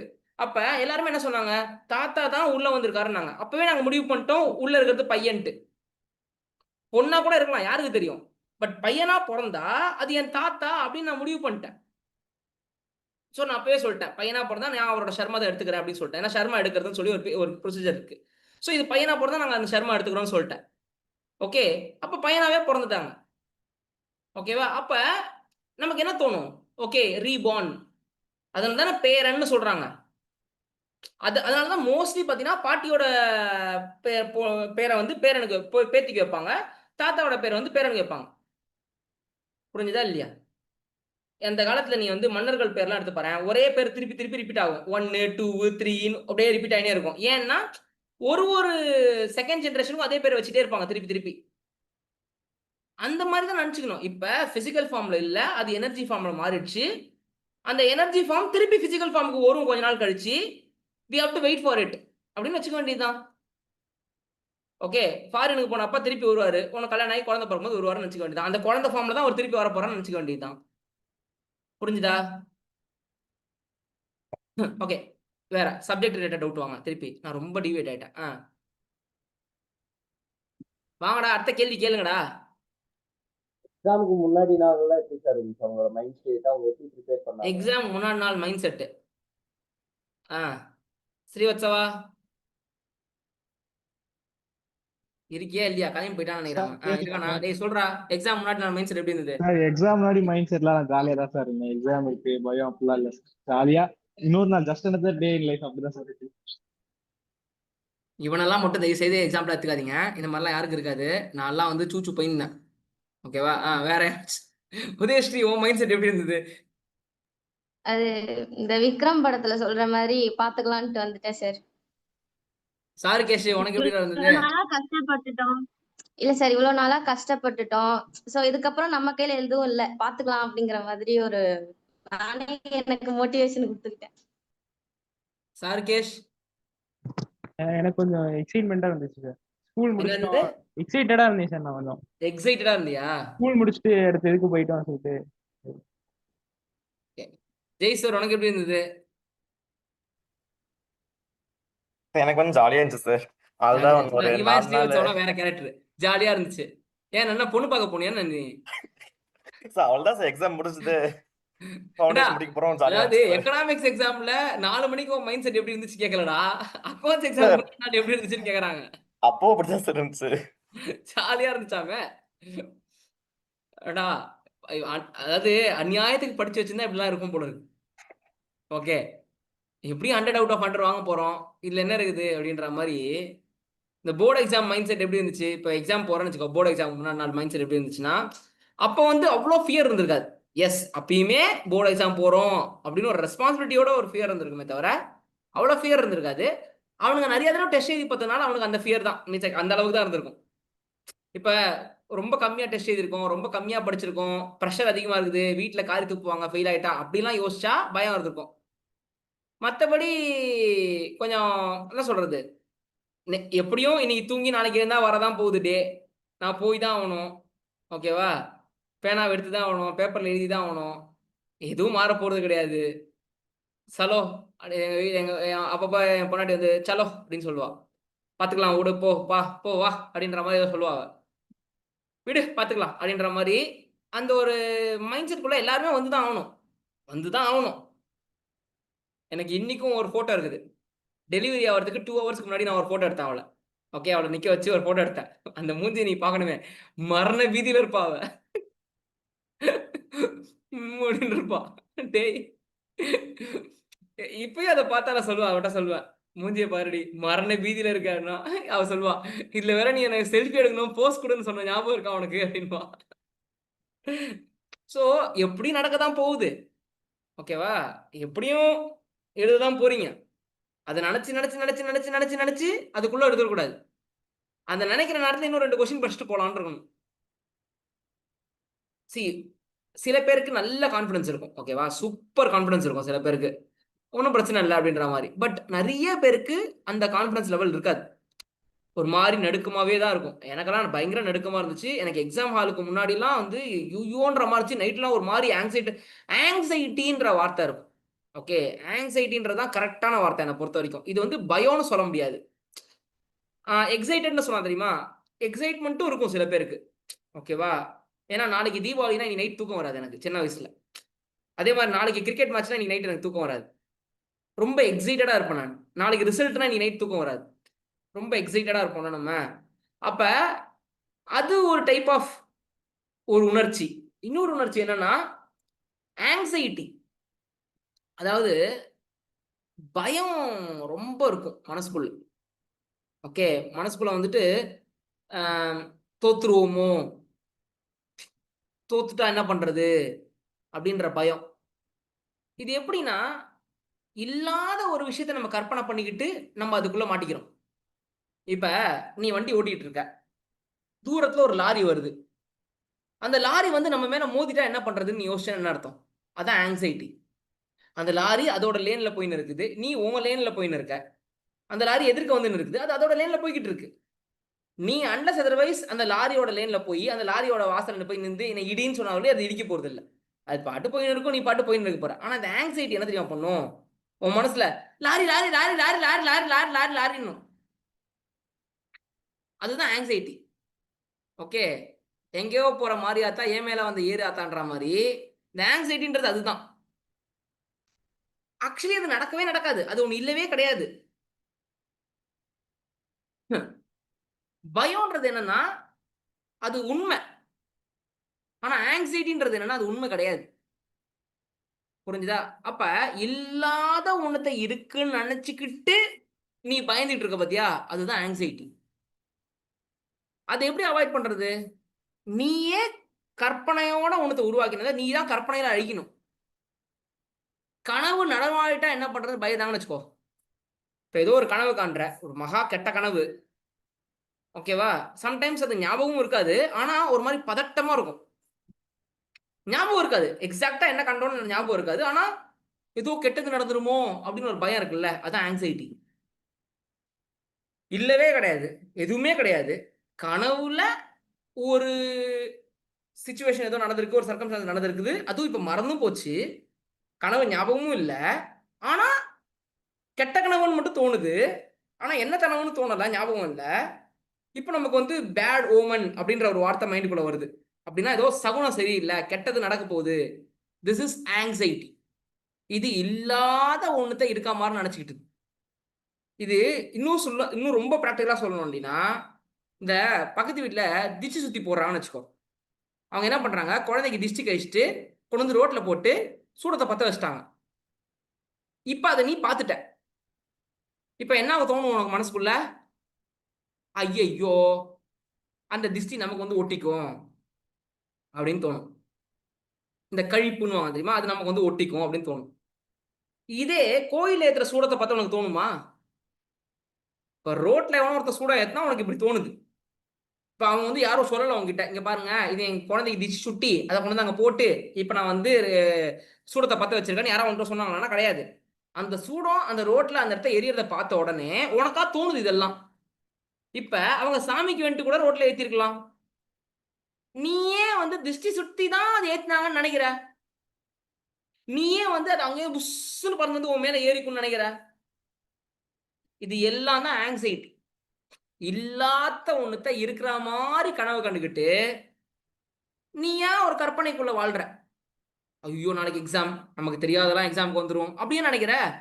நீ என்ன நினைக்கணும், இங்க பாரு ஒரு 10 கொஸ்டின் படிச்சு வச்சிருக்கேன் நல்லா தரவா, அதே 10 கொஸ்டின் எக்ஸாமுக்கு வருது. ஓகே, நான் எக்ஸாம் நல்லா எழுத போறேன், எக்ஸாம் பாஸ் ஆக போறேன்னு பாசிட்டிவா நினைச்சுக்கோ. அந்த ஆங்ஸைட்டி எப்படி மாத்து, நான் படிச்ச கொஸ்டின் எக்ஸாமுக்கு வரப்போகுதுன்னு நினைச்சுக்கோ. அப்போ உனக்கு அந்த பயம் இருக்காதுல்ல. அது வருது வரலன்றது எக்ஸாம் ஹாலில் தான் தெரியும், அது வேற விஷயம். அப்போ அந்த எக்ஸாம் ஹால் வரைக்கும் மைண்ட் செட்டை நான் பாசிட்டிவா வச்சுக்கலாம்ல.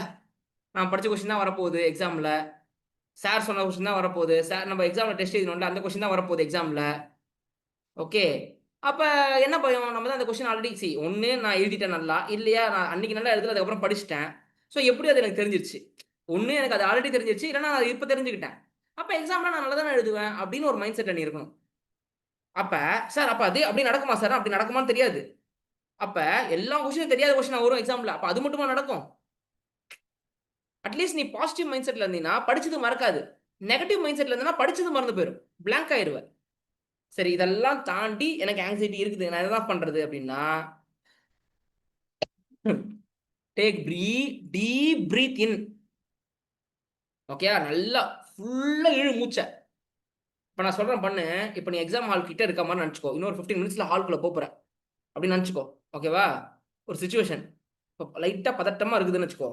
இப்போ நீ என்ன பண்ணணும், ஃபுல்லா மூச்சு இழு, ஃபுல்லா இழு, மேக்ஸிமம் லங்ஸ் எவ்வளோ லோட் பண்ணுமோ ஹோல்ட் பண்ணு. ஓகே, வாய் வழியா ஓகே ஒரு 3 தடவை அப்படி ஒரு 3 தடவை பண்ணு. சரியா? ஃபுல்லா இழுத்துட்டு லங்ஸை லோட் பண்ணிட்டு மூச்சை முட்டுது முடியல என்னால அப்படின்னு விடும்போது மூக்குலையும் வாயிலையும் ஊஃப்னு விட்டுறணும். ஓகே, போகுதுடா என்னை விட்டுற, எனக்கு பிடிச்ச பீட பயம்லாம் போகுது, அப்படியே போகுது, காத்துல வெளில போயிடுது அப்படின்னு சொல்லிட்டு அப்படியே விட்டுரு. ஓகேவா? இது எல்லாமே பக்கத்துல இருக்கிறவங்களாம் தெரியக்கூடாது. நீ பண்ற வேலை அவன் பயந்துடக்கூடாது, ஐயோ பக்கத்துல ஏதோ ஒரு ஜந்து உட்காந்துருந்து உயிரை வாங்குறது அப்படின்னா பண்ணக்கூடாது. அது வந்து ரொம்ப நார்மலா அப்படி பண்ணணும். ஓகே, அப்படி பண்ணிட்டேன்னா என்ன ஆகும்னா சவுண்ட்லாம் வராது. இப்போ நான் பண்ணது அப்படின்னு சவுண்ட் விட்டுருந்தேன், அது மாதிரிலாம் பண்ணக்கூடாது. அப்படிலாம் விட்டினா பக்கத்துல இருந்து சார் ஏதோ மனநலம் மருத்துவமனைக்கு போக வேண்டியவெல்லாம் இங்கே வந்து உட்காந்துருக்கான் சார் அப்படின்னு ஃபோன் பண்ணுவான். ஸோ நீ ரொம்ப நார்மலாக இதை நீ பண்ணணும்.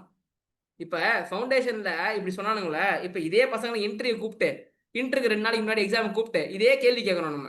ஓகே, சூப்பராக இருக்கு, ஜாலியாக இருக்கு சார், போய் 6 அடிச்சுட்டு வரலான்னு இருக்கேன் அப்படின்னு சொன்னானுங்கன்னா இவனுங்க லெஜெண்டுன்னு அர்த்தம். Okay, legends. அப்படி இல்லை லைட்டாக பதட்டமாக தான் இருக்குது, வயிற்றெல்லாம் லைட்டாக கலக்குது, காலையில் கூட 2 தடவை போயிட்டு வந்துட்டேன் அப்படின்ற மாதிரி இருந்ததுன்னா அப்போ அவங்களும் இதை தான் பண்ணணும். ஓகேவா? லைஃப்பில் எல்லாம் ஒன்றும் இல்லை, நான் ஒரு ஸ்டேஜ் ஏறுறேன், ஒரு காம்படிஷன் ஏறுறேன், இப்போ நான் பேசணும்னா எனக்கு லைட்டாக பதட்டமாக இருக்கும், என்னதான் நான் நல்லா ப்ரிப்பேர் பண்ணாலும் சரி. அதுக்கப்புறம் தான் நான் அவனுக்கு புரிஞ்சுக்கிட்டேன், இனிமேல் காம்படிஷனுக்கு ப்ரிப்பேரே பண்ணுறது கிடையாதுலான்ட்டு. காம்படிஷனுக்கு ப்ரிப்பேர் பண்ணுறது நிறுத்திட்டேன் நான். ஒரு ஸ்டேஜுக்கு மேலே காம்படிஷன் ப்ரிப்பேர் பண்ணுறது இல்லை, போய் ஏறி அங்கே என்ன தோணுதோ பேசுறது. நோ, இப்போ இன்னைக்கு நான் இப்போ பேசுறேன்னு வச்சுக்கோயேன், இப்போ எதுவுமே நான் ப்ரிப்பேர் பண்ணல, இப்போ என்ன நடக்க போகுதுன்னு எனக்கு தெரியாது, நோ ப்ரிப்பரேஷன் நத்திங். அப்போ எனக்கு பதட்டமே இருக்காது. இப்போ நம்ம கிளாஸ்ல ஒருத்தன் சுத்தமா படிக்கலன்னு வச்சுக்கோ, அவனுக்கு பதட்டம் இருக்கும்னு நினைக்கிறேன். எக்ஸாம் படிச்சு சுத்தமா அக்ஷரம் கூட தெரியாது, ஒன்றும் தெரியாது. நம்ம இவன் இருந்தான் பாரு, மகிராஜ் வந்தான்ல, மகிராஜ் வந்து மே எக்ஸாம் எழுதிட்டு வந்தானா, சும்மா போய் எழுதிட்டு வந்தானா, அவனுக்கு பதட்டம் இருக்கும் நீங்க நினைக்கிறீங்களா? அவனுக்கு செப்டம்பர் எக்ஸாமுக்கு பதட்டம் இருக்கிறது வாய்ப்பு இருக்குது, ஏன்னா அவன் படிச்சுட்டான். இப்போ அவனுக்கு பயம் இருக்கும், ஐயோ படிச்சுட்டே பாஸ் ஆகணுமேன்ட்டு.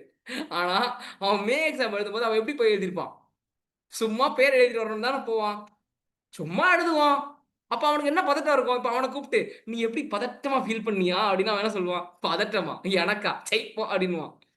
ஸோ அந்த எல்லாம் தெரிஞ்சவனுக்கும் பதட்டம் இருக்காது, எதுவுமே பெருசா தெரியாதவனுக்கும் பதட்டம் இருக்காது. இந்த நடுவில் இருக்கு பத்தியா, அதுதான் பதட்டம். ஏன்னா அம்மா என்ன சொல்லுவாங்க, அப்பா என்ன சொல்லுவாங்க, பாட்டி என்ன சொல்லுவாங்க, பக்கத்து வீட்டு அங்கிள் என்ன சொல்லுவாங்க, எழுத்து விட்டு ஆண்டி என்ன சொல்லுவாங்க, டீச்சர் என்ன சொல்லுவாங்க, 3 கடை தள்ளி இருக்கிற அக்கா என்ன சொல்லுவாங்கன்ற மாதிரி இஷ்டத்துக்கு எல்லாத்தையும் யோசிச்சு நம்ம பதட்டப்படுறோம். எதுவும் தேவையில்லை. ஓகே, நார்மலா இருப்போம், போய் பார்ப்போம், படிச்சதே எழுதுவோம், வரதை வரட்டும் அப்படின்னு ஒரு மைண்ட் செட்ல இருந்தீங்கன்னா பதட்டம் இருக்காது. சரியா? வேற கேள்வி, அடுத்த கேள்வி. டேய் எக்கச்சக்க பேர் கை தூக்கிறீங்க கேள்விக்கு, இப்ப எவனும் கேள்வி கேட்க மாட்டாங்க, எழுதுங்கடா, கேளுங்கடா. நான் கேட்கட்டுமா? சார், இப்போ மேக்ஸில் வந்துட்டு அடிஷ்னல் கொஸ்டின்ஸ்லாம் கொஞ்சம் டிஃபிகல்ட்டி லெவல் அதிகமாக இருக்குது சார். ஐசிஐ பேப்பரில் அதே டிஃபிகல்ட்டி லெவல் கொஞ்சம் கம்மியாக இருக்குமா, இல்லை எப்படி இருக்கும் சார்? டேய் சாரு அவன் சொல்றது புரிஞ்சுதா? அடிஷனல் கொஸ்டின் ஏதோ ஒன்று கொடுத்துருக்காங்களாமே நம்ம மேக்ஸ் புக்கில், அதெல்லாம் டஃப்பாக இருக்காமே. டேய் சாரு அன்மியூட் பண்ணி பேசுறா. அன்னைக்கு ஒரு இடத்துல உட்காந்துருந்த நல்லா பளிச்சுன்னு இருந்தது, இன்னைக்கு அதே இடத்துல தான் உட்காந்துருக்கியான்னு தெரியல. இல்ல சார், வெளியில ஆள் இருக்காங்க, அதனால வீட்டில் ஆள் இருக்குதா? ஓகே. சரி பேசு, கேக்குதா கொஸ்டின்? ஜெய்சர் நீ சொல்றா. நானா சார்? நீ தான் சொல்லு. அடிஷனல் கொஸ்டின்ஸ் மேக்ஸ்ல டஃபா சார் இருந்துச்சா எக்ஸாம் ஹால்ல அப்படி நான் கேளுங்க. நானும் ஒரு 2-3 லெசன் அதை போட்டு டைம் வேஸ்ட் பண்ணேன் சார். ஆனா என்ன பொறுத்தவரைக்கும் அதை போட தேவையில்லை சார். ஆனா பாவி புசுக்கிற ஒரே வார்த்தையில போட்டு வச்சிட்டான். அதெல்லாம் ஒன்றும் போட தேவையில்லைன்ட்டான். சார் ரொம்ப நீங்க இந்த டைம் அடிஷனல் அதை போட்டு பாருங்க, டைம்லாம் இல்லைனா அதெல்லாம் போட்டு பார்க்காதீங்கன்ட்டான். ஜெய்ஸ் அந்த புக் கிரீஸ்வர் பேக் உன் கொஸ்டின்ஸ் பாயிண்ட் போடலே என்ன? போதும் சார். உன் பாயிண்ட் என்ன கிரீஸ்வர்? அதான் சார், இப்போ ஒரு 100 கொஸ்டின்ஸ் கேட்கறாங்கன்னா ஒரு 10 இல்லைன்னா 15 தான் சார் ரொம்ப டஃபா இருக்கும். மீதி எல்லாமே வந்து டக்குன்னு ஒரு நிமிஷம் 2 நிமிஷத்துல ஆன்சர் பண்ற மாதிரி தான் சார் இருக்கும். அதனால அதை நினைச்சு நம்ம ரொம்ப ஃபீல் பண்ண தேவை. அடிஷனல் கொஸ்டின் பேங்க் கொஞ்சம் கஷ்டமா தான் சார் இருக்கும். அது முடிஞ்ச அளவுக்கு நீங்க கொடுக்குற கொஸ்டின் பேங்கே கூட ப்ராக்டிஸ் பண்ணிட்டு போயிடலாம். அது தனியா நம்ம பார்க்கணும்னு அவசியம் இல்லை. ஸ்கேனர் சம் போட்டு பார்த்தா போதும்டா மேக்ஸிமம். சரியா? எப்படியும் 70 எடுத்துடலாம்டா அதுல இருந்து. அதான் 90 எடுக்கும்போது கொஞ்சம் கஷ்டமா தான் இருக்கும். அது நீ அடிஷனல் கொஸ்டின் பேங்க் போட்டு பார்த்தா மட்டும் அது என்ன அப்படியே வந்துட போதா என்ன? அதை தாண்டி வரதான் செய்யும். மேக்ஸ்ல கொஸ்டின் கேட்கணும்னா இன்னும் கஷ்டமான கூட கொஸ்டின் கேட்க முடியும் அவங்களால. இப்போ இதெல்லாம் போட்டு பார்த்துட்டா மட்டும் நான் ஃபுல் மார்க் வாங்கிடுவேனா அப்படின்னா இல்லை. டைம் இருந்தா போடு, டைம் இல்லைன்னா அதில் உட்காந்து டைம் வேஸ்ட் பண்ணாத. போதும் என்ற மனமே பொன் செய்யும் மருந்துன்றான். வேற அந்த எக்ஸாம்க்கு முன்னாடி இருந்த 1.5 நாள்ல என்ன சார் பண்ணாங்க எல்லா சப்ஜெக்ட்டுக்கும்? எக்ஸாம் முன்னாடி 1.5 நாள் யுவராஜ் நீ சொல்லு. முத நாள் படிச்சேன் சார். லாஸ்ட் ஒரு அரை நாள் இருக்கும்ல, எக்ஸாம் மதியம் வச்சுட்டு முத நாள் அரை நாள் இருக்கும்ல, ஒரு 10 மணி வரைக்கும் படிச்சிருப்பேன். அதுக்கடுத்து படிக்கிறத புக்கை தூக்கி ஓரமா போட்டு ஃப்ரீயா இருந்த மாதிரி மைண்டை ஃபுல் பண்ணிட்டு நிதானமா டெஸ்ட் எழுதிட்டு வந்தது. ஸோ முன்னாடி நாள் மகன் படிச்சிருவான்டா. எத்தனை நாள் படிப்ப?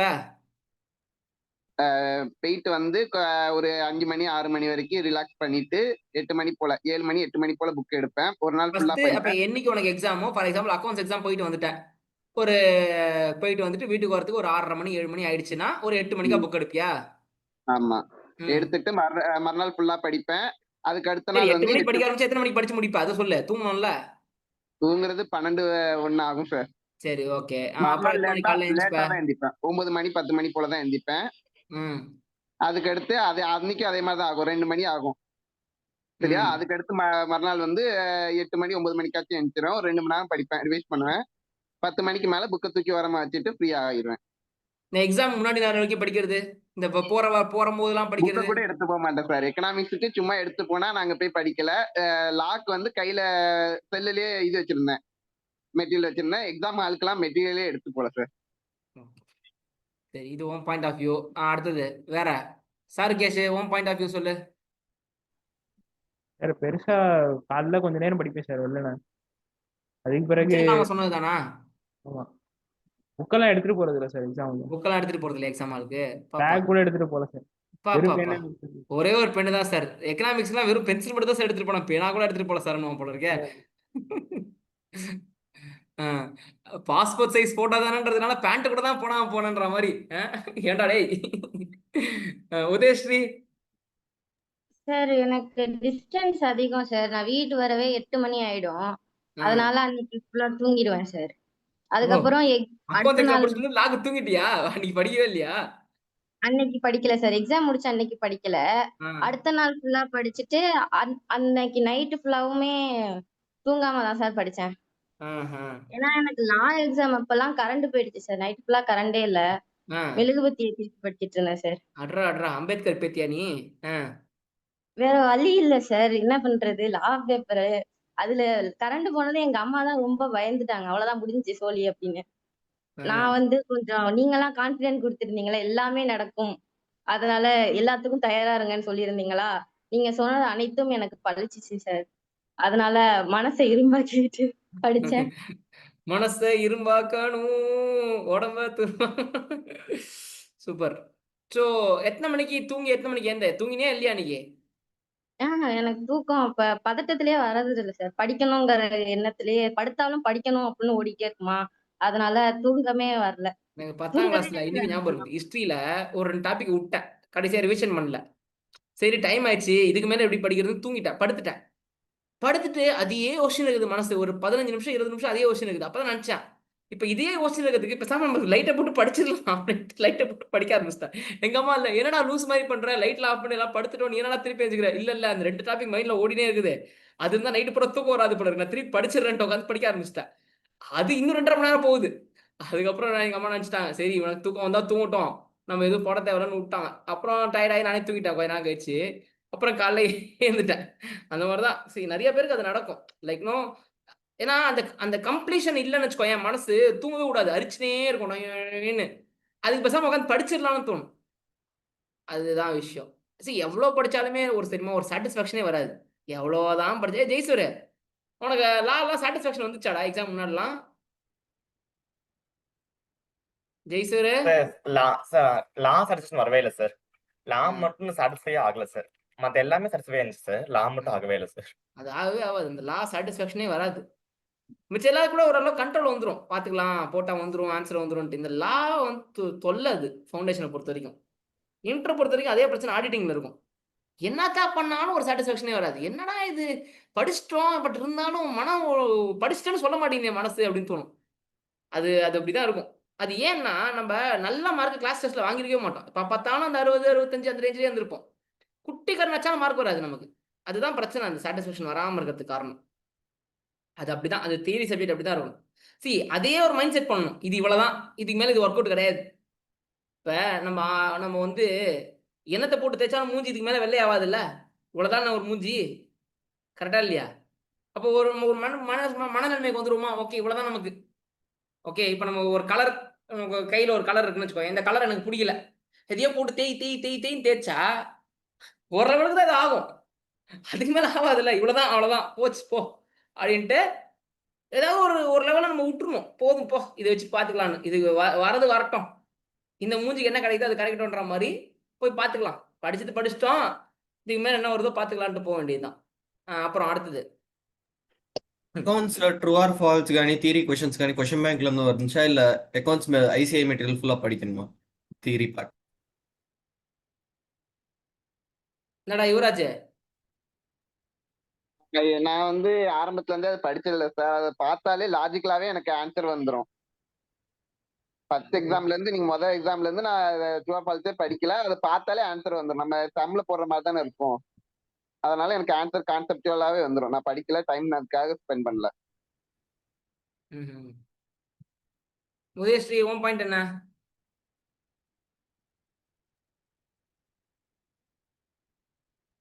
கேக்குற கேள்வி புரிஞ்சுதா? புரியல சார். ட்ரூ ஆர் ஃபால்ஸ், அந்த கரெக்ட் ஆர் இன்கரெக்ட் கொஸ்டின்ஸ் இருக்குல்ல அக்கௌண்ட்ஸ்ல, அது உட்காந்து மெனக்கெட்டு புக் வச்சு படிச்சிருந்தியா, ஃபுல்லா ஐசிஐ புக் வச்சு படிச்சிட்டு இருந்தியா, கொஸ்டின் பேங்க் படிச்சுட்டு இருந்தியா, அது எப்படி அதை ஹேண்டில் பண்ண? அது இப்போ யுவராஜ் என்ன சொன்னா, அதுக்கெல்லாம் உட்காந்து மெனக்கெடுக்கல, அது பார்த்தோன்னே எனக்கு ஆன்சர் தெரிஞ்சிச்சு, நான் அப்படியே எழுதிட்டேன் அப்படின்றான். அதுக்காக கேட்குறான். ஆமா சார், அப்படிதான் அது வரும். அது நம்ம வேணா அந்த ஃபர்ஸ்ட் 2 சாப்டர் இருக்கும்ல சார், தியரி பார்ட்டா, அதை மட்டும் வேணா ஓரளவு படிச்சுக்கலாம். மிச்சதுக்கெல்லாம் படிக்கணும்னு அதுக்குன்னு டைம் ஸ்பெண்ட் பண்ணணும்னு அவசியம் இல்லை சார். நம்ம படிச்ச கான்செப்ட்ல இருந்து தான் கேட்பாங்க, நம்ம என்ன தெரியுமோ அதுல இருந்து தான் கேட்பாங்க. என்னடா ஜெய் சார் உன் பாயிண்ட் என்னடா? சார் அந்த ட்ரூ ஆர் ஃபால்ஸ் வந்து மேக்ஸிமம் எழுதுற மாதிரி இருக்கும் சார். அதுக்காக நீங்க வந்து கஷ்டப்பட்டு தியரி தனியா படிக்கணும் ஒரு நாள் ஃபுல்லா, அப்படிலாம் இல்லை சார். மற்றபடி அந்த பெரிய 4 mark theory questions 5 mark theory questions வந்து ஒரு சாக்ரிஃபைசிங் இருக்கணும் சார். எனக்கு வந்து நான் பரவாயில்ல விட்டுறதேன், தெரிஞ்சா எழுதிக்கிற எல்லாம் பரவாயில்ல போயிட்டு போகுது அப்படின்னு நினச்சிக்கணும் சார். கரெக்ட் தான், இந்த பாயிண்ட் கரெக்ட் தான். என்னடா கிரீஸ்வரன், நீ அதான் எடுத்துக்கிட்டியா, சாக்ரிஃபைஸ் பண்றதுக்கு ரெடியா இருந்தியா? தியரி ரொம்ப கஷ்டமா இருந்ததுன்னா விட்டுறலான்ட்டு. ஆமா சார், நான் ரொம்ப டைம் ஸ்பெண்ட் பண்ணுவேன் சார் தியரியில, நிறைய உட்காந்து எழுதிட்டே இருப்பேன். அது எழுதாம இருக்கணும், முடிஞ்ச அளவுக்கு தெரிஞ்சதை ஷார்ட்டா எழுதிட்டு நெக்ஸ்ட் சம்முக்கு போக ட்ரை பண்ணணும் சார். ஓகே, அவ்வளோதான்டா, அதுதான் சொல்றேன். நீ எவ்வளோதான் படிச்சாலும் அங்கே மேபி புது கொஸ்டின் வரதுக்கு வாய்ப்பு இருக்குது. ஸோ கொஞ்சம் படிச்சுட்டு எக்ஸாம் ஹாலில் போய் பார்த்துக்கலாம், அங்கே என்ன தோணுதோ அங்கே எழுதிக்கலாம். ரொம்ப கதை எழுதாம முடிஞ்ச வரைக்கும் கிறிஸ்பா, அதுக்காக ரொம்ப சின்னதாகவும் எழுதாம ஒரு 4 லைன்ல எழுதிட்டு வரணும். ஓகே, சும்மா ட்ரூனா ட்ரூ மட்டும் எழுதக்கூடாது, ஏன் ட்ரூ, உன் பாயிண்ட் ஆஃப் வியூ என்ன, கொஞ்சம் லீகல் வேர்ட்ஸை போட்டு ஃபில் பண்ணணும். அடுத்த கேள்வி சார். அக்கௌண்ட்ஸ்ல மெட்டீரியல் மெயினா பார்த்தாங்களா இல்ல கொஸ்டின் பேங்க்கும் எக்ஸாம்க்கு முன்னாடி ரெஃபர் பண்ணாங்களா சார்? எக்ஸாமுக்கு முன்னாடி மெட்டீரியல்ஸ் தான், அதாவது ஐசிஐ மெட்டீரியல் தான் ஃபுல்லாக படிச்சிங்களா இல்லைனா கொஸ்டின் பேங்க் படிச்சிங்களான்னு கேட்குறேன். சார் சொல்றா ஸ்ரீவத்சவ். சார் ஃபர்ஸ்ட் வந்து நான் அக்கௌண்ட்ஸ் ஸ்டடி மெட்டீரியல் வந்து ஃபர்ஸ்ட் டைம் படிக்கும்போது ஒரே தடவை போட்டு பார்த்தது. எல்லா சம்மும் ஒரு தடவை போட்டு பார்த்தேன் சார். எக்ஸாம் டைம்லாம் ஸ்டடி மெட்டீரியலே பார்க்கல சார். ஃபுல்லா எம்டிபி ஆர்டிபி போன டன் கொஸ்டின் பேப்பர் கொஸ்டின் பேங்க் அதுதான் சார் போட்டுருக்கேன். அவன் என்ன சொல்றான்னா, இன்ஃபேக்ட் அவன் கொஸ்டின் பேங்க கூட கடைசியில மாங்க படிக்கலையாம். எம்டிபி ஆர்டிபி தான் போட்டு பார்த்ததா சொல்றான். சரியா? நான் படிச்ச மாதிரியே ஆர்டிபில இருந்து ஒரே சம் நம்பர் மட்டும் மாத்தி அதே சம் வந்துச்சு 15 மார்க்ல. சரி சுபாஷ், உனக்கு அந்த எம்டிபி ஆர்டிபின்றது தான் தெரியுமா? S sir. ஓகே, அந்த எம்டிபி ஆர்டிபி மட்டும் டவுன்லோட் பண்ணி படிச்சுக்கோங்க. கேளுங்க, நான் வேணா கொடுக்குறேன். இவங்களுக்குலாம் எக்ஸாம் முன்னாடி ஒரு 800 பேஜ் புக் ஒன்று கொடுத்தேன், பிடிஎஃப். நான் ஞாபகம் இருக்காடா? எக்ஸாம் முன்னாடி அனுப்பிச்சு விட்டேன். அதான் ஹெல்ப்ஃபுல்லா இருந்துச்சு சார். ஆனா அது ஹெல்ப்ஃபுல்லா இருந்துச்சா? அதுதான். அதை வச்சு இவனுங்கள ஒரு பயங்கரமான அனலிஸ் எல்லாம் பண்ணானுங்க. நம்ம கொஸ்டின் பேங்க்ல இல்லாத கொஸ்டின் என்ன இருக்குது கண்டுபிடிக்கலான்னு சொல்லிட்டேன். உட்காந்து எல்லாம் கண்டுபிடிச்சிருந்தானுங்க. எல்லாம் ஃபுல்லா தரவா பிடிச்சிட்டானுங்க. இப்போ ஒரு 8 கொஸ்டின் பேப்பர் நினைக்கிறேன். 8 கொஸ்டின் பேப்பர் இருக்க மாட்டாதுல்ல அந்த பிடிஎஃப்ல? 10 sir. Each subject 10 10 question paper. நான் என்ன பண்ணிட்டேன்னா 10 கொஸ்டின் பேப்பரை கொடுத்துட்டு அந்த ஒரு பிடிஎஃப் ஒன்று இருந்தது கொடுத்துட்டு நம்ம கொஸ்டின் பேங்க்ல இல்லாத கொஸ்டினை கண்டுபிடிக்கிறான்ட்டேன். ஸோ நீ எந்த கொஸ்டினை பார்த்தாலும் இந்த கொஸ்டின் பேங்க்ல இருக்கா இல்லையா, கொஸ்டின் பேங்க்ல இருக்கா இல்லையான்றது ஒரு உனக்கு தெரிஞ்சிடும். ஸோ மிஞ்சி போனா மொத்தமா சேர்த்து ஒரு 8 கொஸ்டின் 9 கொஸ்டின் தான் சொன்னானுங்க. 10 கொஸ்டின் பேப்பர்ல மொத்தமா சேர்த்து ஒரு 8 கொஸ்டின் பேங்க்ல இல்லைன்ற அளவு தான் வந்துச்சு எனக்கு. மிச்சம் எல்லாமே கொஸ்டின் பேங்க்ல இருக்குது, ஆல்மோஸ்ட் எல்லாமே இருந்துன்ற மாதிரி தான் சொன்னானுங்க. ஸோ அப்போ அவங்களுக்கே ஒரு சாட்டிஸ்ஃபேக்ஷன். ஓகே, நம்ம எல்லாத்தையும் படிச்சிட்டோம், பார்த்தோன்னே நமக்கு தெரியுது இது கொஸ்டின் பேங்க்ல இருக்கா இல்லையான்றது தெரிஞ்சது அப்படின்ற மாதிரி. இப்போ நேற்று கூட நான் வந்து எக்கனாமிக்ஸ் என்ன சொன்னேன், நான் புதுசாக கொஸ்டின் பேப்பர் செட் பண்ணா சொன்னேன்னா, ஆனால் நான் உடனே கேட்டேன், நான் வந்து முன்னாடி உங்கள்கிட்ட என்ன சொன்னேன், கவலைப்படாதீங்க கொஸ்டின் பேங்க்லேருந்து தான் கேட்பேன், தயவு செய்து பயப்பட தேவையில்ல எழுதுங்கன்னு சொன்னேன். ஆனால் நான் நேற்று கேட்ட கொஸ்டின் பேங்க்லேருந்தே கேட்கல, நான் out of the question bank கேட்கணும்னு நினச்சி தான் கேட்டது. ஓகேவா? ஆனால் நீங்கள் என்ன சொன்னீங்க, இல்லையே நிறைய கொஸ்டின் பேங்க்ல இருந்துச்சு அப்படின்றீங்களா இல்லையா? ஆனால் நான் ஒரு கொஸ்டின் கூட கொஸ்டின் பேங்க்லேருந்து கேட்கணும்னு நினைக்கல. அப்போ நீ என்னதான் வெளியிலேருந்து செட் பண்ணாலும் செட் பண்ணவனுக்கு வேணா அது கொஸ்டின் பேங்க்லேருந்து செட் பண்ணணும்னு தோணுமே தவிர, ஆனால் எழுதுறவனுக்கு இல்லையே நிறைய கொஸ்டின் பேங்க்ல தான் இருந்ததுன்னு தோணும். ஏன்னா நம்ம அவ்வளோ கான்செப்ட்ஸ் அண்ட் லாஜிக் படிச்சிட்டோம் கொஸ்டின் பேங்க்ல. அதை தாண்டிலாம் புதுசாலாம் செட் பண்றது ரொம்ப ரொம்ப ரொம்ப கஷ்டம். வரும், இல்லைன்னு சொல்லல, ஒரு 15 மார்க் வரும். ஸோ அதனால பதட்டப்பட தேவையில்ல. நீங்கள் கொஸ்டின் பேங்கை தரவா ஃபர்ஸ்ட் எப்படி ஐசிஐ புக்கை படிக்கணும்டா, ஒரு தடவை ஐசிஐ புக்கை படிக்கணும். அதான் அவன் சொல்றது. சீவச்சா சொன்னா ஒரு தடவை ஐசிஐ புக்கை படிச்சிருங்க, அதுக்கப்புறம் நீங்க ரிவிஷன் பண்றதுக்கெல்லாம். So first time ICI book படிச்சிங்களா, செகண்ட் டைம் கொஸ்டின் பேங்க் பார்த்துட்டீங்களா, அதுக்கப்புறம் உங்களுக்கு எந்த பேப்பர் பார்த்தாலும் தெரிஞ்சிரும்ன்றான். தெரியாம இருக்கிற மாதிரிலாம் கொஸ்டின் வராது. அப்படியே வந்தாலும் 100க்கு 5 மார்க் 10 மார்க் 15 மார்க் அப்படி வரதுக்கு வாய்ப்பு இருக்குது. 100 மார்க்லாம் அப்படி வரதுக்கு வாய்ப்பே கிடையாது அப்படின்றான். பிகாஸ் இப்ப நீங்க வந்து ஃபர்ஸ்ட் இந்த புக்கை வச்சு இந்த எக்ஸாம் எழுத போறது இல்லை. உங்களுக்கு முன்னாடி மூதாதையர்கள் நிறைய பேர் இந்த புக்கை வச்சு எக்ஸாம் எழுதிட்டாங்க. அப்ப அவங்களுக்கு வந்து கொஸ்டின் பேப்பர்ஸை ஃபுல்லாத்தையும் தரவா நம்ம அனலைஸ் பண்ணியாச்சு. அதனால நமக்கு ப்ளூ பிரிண்ட் தெரியும். இப்போ எக்கனாமிக்ஸ்னு வச்சுக்கோயேன், இந்த சாப்டர்லேருந்து இவ்வளோ மார்க் கொஸ்டின் தான் கேட்பாங்க. இப்போ ஃபர்ஸ்ட் சாப்டரா 4 மார்க் தான் கேட்பான், 5th சாப்டரா 5 மார்க் தான் கேட்பான், 6th சாப்டரா 15 மார்க் கேட்பான், 4th சாப்டரா 12 மார்க் கேட்பான். இப்போ லாவா கம்பெனிஸ் ஆக்டா 20 மார்க் கேட்பான். ஸோ நம்ம என்ன பண்ணிட்டோம், இப்போ இதே ஃபர்ஸ்ட் பேட்ச் ஸ்டூடெண்ட்ஸ்க்கு எப்படி இருந்திருக்கும், ஒன்றும் தெரியாது, ப்ளூ பிரிண்ட் தெரியாது, ஒன்றும் தெரியாது. இப்போ நியூ சிலபஸில் ஃபர்ஸ்ட் 2024 மே மாதம் எக்ஸாம் எழுதுறான் பிரணவ். ஓகேவா? பாவம், அவன் ஃபவுண்டேஷன்லையும் அவன் தான் பலிகடா, இன்டர்லையும் அவன் தான் பலிகடா. ஓகேவா? ஸோ ஏன்னா யாருக்குமே தெரியாது. உனக்கு ஒன்று தெரியுமா, அவங்க நான் ஃபவுண்டேஷன் கிளாஸ் எடுக்கும்போது நியூ சிலபஸ் கிளாஸே எடுக்கல, ஓல்டு சிலபஸ் கிளாஸ் எடுத்துக்கிட்டு இருந்தோம். அவன் கன்சைன்மெண்ட்லாம் 7 டெஸ்ட் எழுதியிருக்கான், எனக்கு நல்ல ஞாபகம் இருக்கு. இல்லாத ஒரு சப்ஜெக்ட்ல ஒருத்தன் 7 டெஸ்ட் எழுதியிருக்கானா பார்த்துக்கேன் அவன் நிலைமைய. அதுக்கப்புறம் டெஸ்ட் எழுதி சொல்றான், சார் நியூ சிலபஸ்ல ஏதாவது தூக்கிட்டாங்க சார்ன்றான். ஐயோ அப்படியாடா, சரி அப்போ கோட் ஐடி முதல்ல இருந்து போட்டுட்டு இதெல்லாம் நடந்திருக்கு லைஃப்ல. ஓகே, இந்த பேட்ச் பசங்க கூட ஜெய்ஸ்வர், நீ வந்து ஓல்டு சிலபஸ் படிச்சிருப்பலடா ஸ்டார்டிங்ல ஃபர்ஸ்ட் படிக்கும்போது. நீங்களாம் படிச்சிருப்பீங்களடா. யாரா படிச்சீங்க ஓல்டு சிலபஸ் இந்த பேட்ச்ல? யுவராஜ் நீ படிச்சியா? பிடிஎஃப் மட்டும் 2 வீடியோஸ் பார்த்தேன், அதுக்கடுத்து புக்ல இல்லையேன்னு சொல்லிட்டு இது பண்ணல, படிக்கல. எனக்கு தெரிஞ்சு யுவராஜ் இல்ல ஜெய்ஸ்வர்லாம் படிச்சிருப்பான் ஓல்டு சிலபஸ், டெஸ்ட் கூட எழுதிருப்பாங்க ஓல்டு சிலபஸ்ல. என்ன பாரதி கிருஷ்ணா நீ படிச்சியாடா? ஏன்னா நீ நக்குல் யுவராஜ் ஜெய்ஸ்வர்லாம் தான் ஃபர்ஸ்ட் வந்தீங்க. அக்கவுண்ட்ஸ் ஃபுல்லா படிச்சு முடிச்சிட்டேன் சார். ஓல்ட் சிலபஸ் சேர்த்து படிச்சு முடிச்சிட்டேன் சார். அவன் ஓல்டு சிலபஸே முடிச்சான். அவன் என்பிஓ படிக்கிறதுக்கு முன்னாடியே கன்சைன்மெண்ட்லாம் முடிச்சிட்டான். அந்த ஸ்பெஷல் டிரான்சாக்ஷன் ஒன்று இருக்குமே, அதெல்லாம் வச்சு டெஸ்ட்லாம் எழுதியிருப்பான் அவன். என்ன பண்றது? அதுக்கப்புறம் தான் நமக்கு தெரிய வந்துச்சு, ஆஹா ஓல்டு சிலபஸ் இல்லடா அப்படின்ட்டு தூக்கி விடுவாங்க. அது மாதிரி இருக்கும். ஒன்றும் இல்லை. ஸோ ஜாலியாக படிக்க வேண்டியதான் ஒரு லெவலுக்கு மேலே. பார்த்துக்கலாம், இருந்தா எக்ஸ்ட்ரா இருக்குது படிச்சுக்கலாம், இல்லைன்னா தூக்கி போட்டு போக வேண்டியதுதான். அப்ப அந்த மாதிரி இருந்தாங்க ஒரு பேட்ச். ஆனா உங்க பேட்ச்லாம் அப்படி கிடையாது. உங்க பேட்ச்ல 3 தடவை எக்ஸாம் எழுதி நமக்கு தெரிஞ்சிச்சு எப்படி எக்ஸாம் பேட்டர்ன் வரும்ன்றது. இப்போ நமக்கு அனலைஸ் பண்ணியாச்சு. 10 கொஸ்டின் பேப்பர் இருக்கு நமக்கு பார்க்கறதுக்கு. அட்லீஸ்ட் எந்த இப்போ 1A 1B 1Cக்குள்ள என்ன வரும், 1 அப்படின்ற கொஸ்டின்ல எவ்வளவு மார்க் இருக்கும்? இப்போ நான் ஃபர்ஸ்ட் பேட்ச் எடுக்கும்போது 2024ல இந்த நியூ சிலபஸ் ஃபர்ஸ்ட் பேட்ச் எடுக்கும்போது 1 அப்படின்ற கொஸ்டின்ல எவ்வளவு மார்க் இருக்குன்னே தெரியலையே. அது 20 மார்க்குக்கு இருக்குமா, 25 மார்க்குக்கு இருக்குமா, 4 கொஸ்டின் கேட்பானா ஓவராலா, 6 கொஸ்டின் கேட்பானா ஓவராலா, 5 கொஸ்டின் கேட்பானா ஓவராலா, யாருக்கு தெரியும்? இப்போ 5 கொஸ்டின் கொடுத்துட்டு ஒன்று 25 மார்க் கொடுத்துட்டு 4 கொஸ்டின் எழுதி ஒரு கொஸ்டின் சாய்ஸ் கூட கொடுக்கலாம். இப்போ இன்டர்னல் சாய்ஸ்னு ஒரு கொஸ்டின் வருது தெரியுமா? 6வது கொஸ்டின் ஏதோ வருது இன்டர்னல் சாய்ஸ்னு, ஏஆர்பின்னு சொல்லி ஒரு கொஸ்டின் வருது. லாலையோ அக்கௌண்ட்ஸ்லேயோ வருது. அது இருக்குமா இருக்காதான்னு கூட நமக்கு தெரியாது. அது ஏன் 6வது கொஸ்டின் இருக்குது, ஏன் 5வது கொஸ்டின் இல்லை அப்படின்ற மாதிரி நமக்கு தோணும். இதெல்லாம் அட்லீஸ்ட் உங்களுக்கு ஓரளவுக்காவது இப்போ நமக்கு கிடைச்சிருச்சு. பேட்டர்ன்லாம் நமக்கு தெரியும். ஓஎம்ஆர்ல எழுதி ப்ராக்டிஸ் பண்ணிடுவீங்க. இப்போ யோசிச்சு பாரு, ஓஎம்ஆர்ல எழுதி ப்ராக்டிஸ் பண்ணாதவன் ஒருத்தர் இருக்கான்னு வச்சுக்கோ. அந்த எக்கனாமிக்ஸோ மேக்ஸோ அவன் வந்து ஓஎம்ஆர்ல ஷேட் பண்ணி ப்ராக்டிஸ் பண்ணல. இப்போ அவனுக்கு எக்ஸாம் ஹாலுக்கு போகிறான், ஓஎம்ஆர்ல ஷேடு பண்ணிடணும்னு தோணுது. அவனுக்கு எப்படி தோணும்? வரவே வராது. இப்போ அட்லீஸ்ட் நீங்களாம் ப்ராக்டிஸ் பண்ணிட்டு போயிட்டீங்க. அவனுக்கு ப்ராக்டிஸ் பண்ணாமல் இருந்தால் அவன் எப்படி இருப்பான்? புரிஞ்சுதா நான் சொல்கிறது உனக்கு? அதுக்கு நீங்கள் எல்லாம் வெல் அட்வான்டேஜ். நீங்கள்லாம் வேற கேள்வி. லாஸ்டா ஒரு 2 கேள்வி கேட்டு முடிச்சுக்கலாம். Last 2 questions. சார் லா எக்ஸாம்க்கு எப்படி ரிவைஸ் பண்ணணும்? சாருகேஷ் சொல்லு. சார் நான் ப்ரொவிஷன்ஸ் செக்ஷன் வைஸாக ரிவைஸ் பண்ணேன். ப்ரொவிஷன்ஸை மட்டும் ப்ரொவிஷனை செக்ஷன் வைஸா எழுதி வச்சிருந்தியா? ரிவைஸ் பண்ணிட்டேன். எழுதி வைக்கல, ரிவைஸ் பண்ணேன்.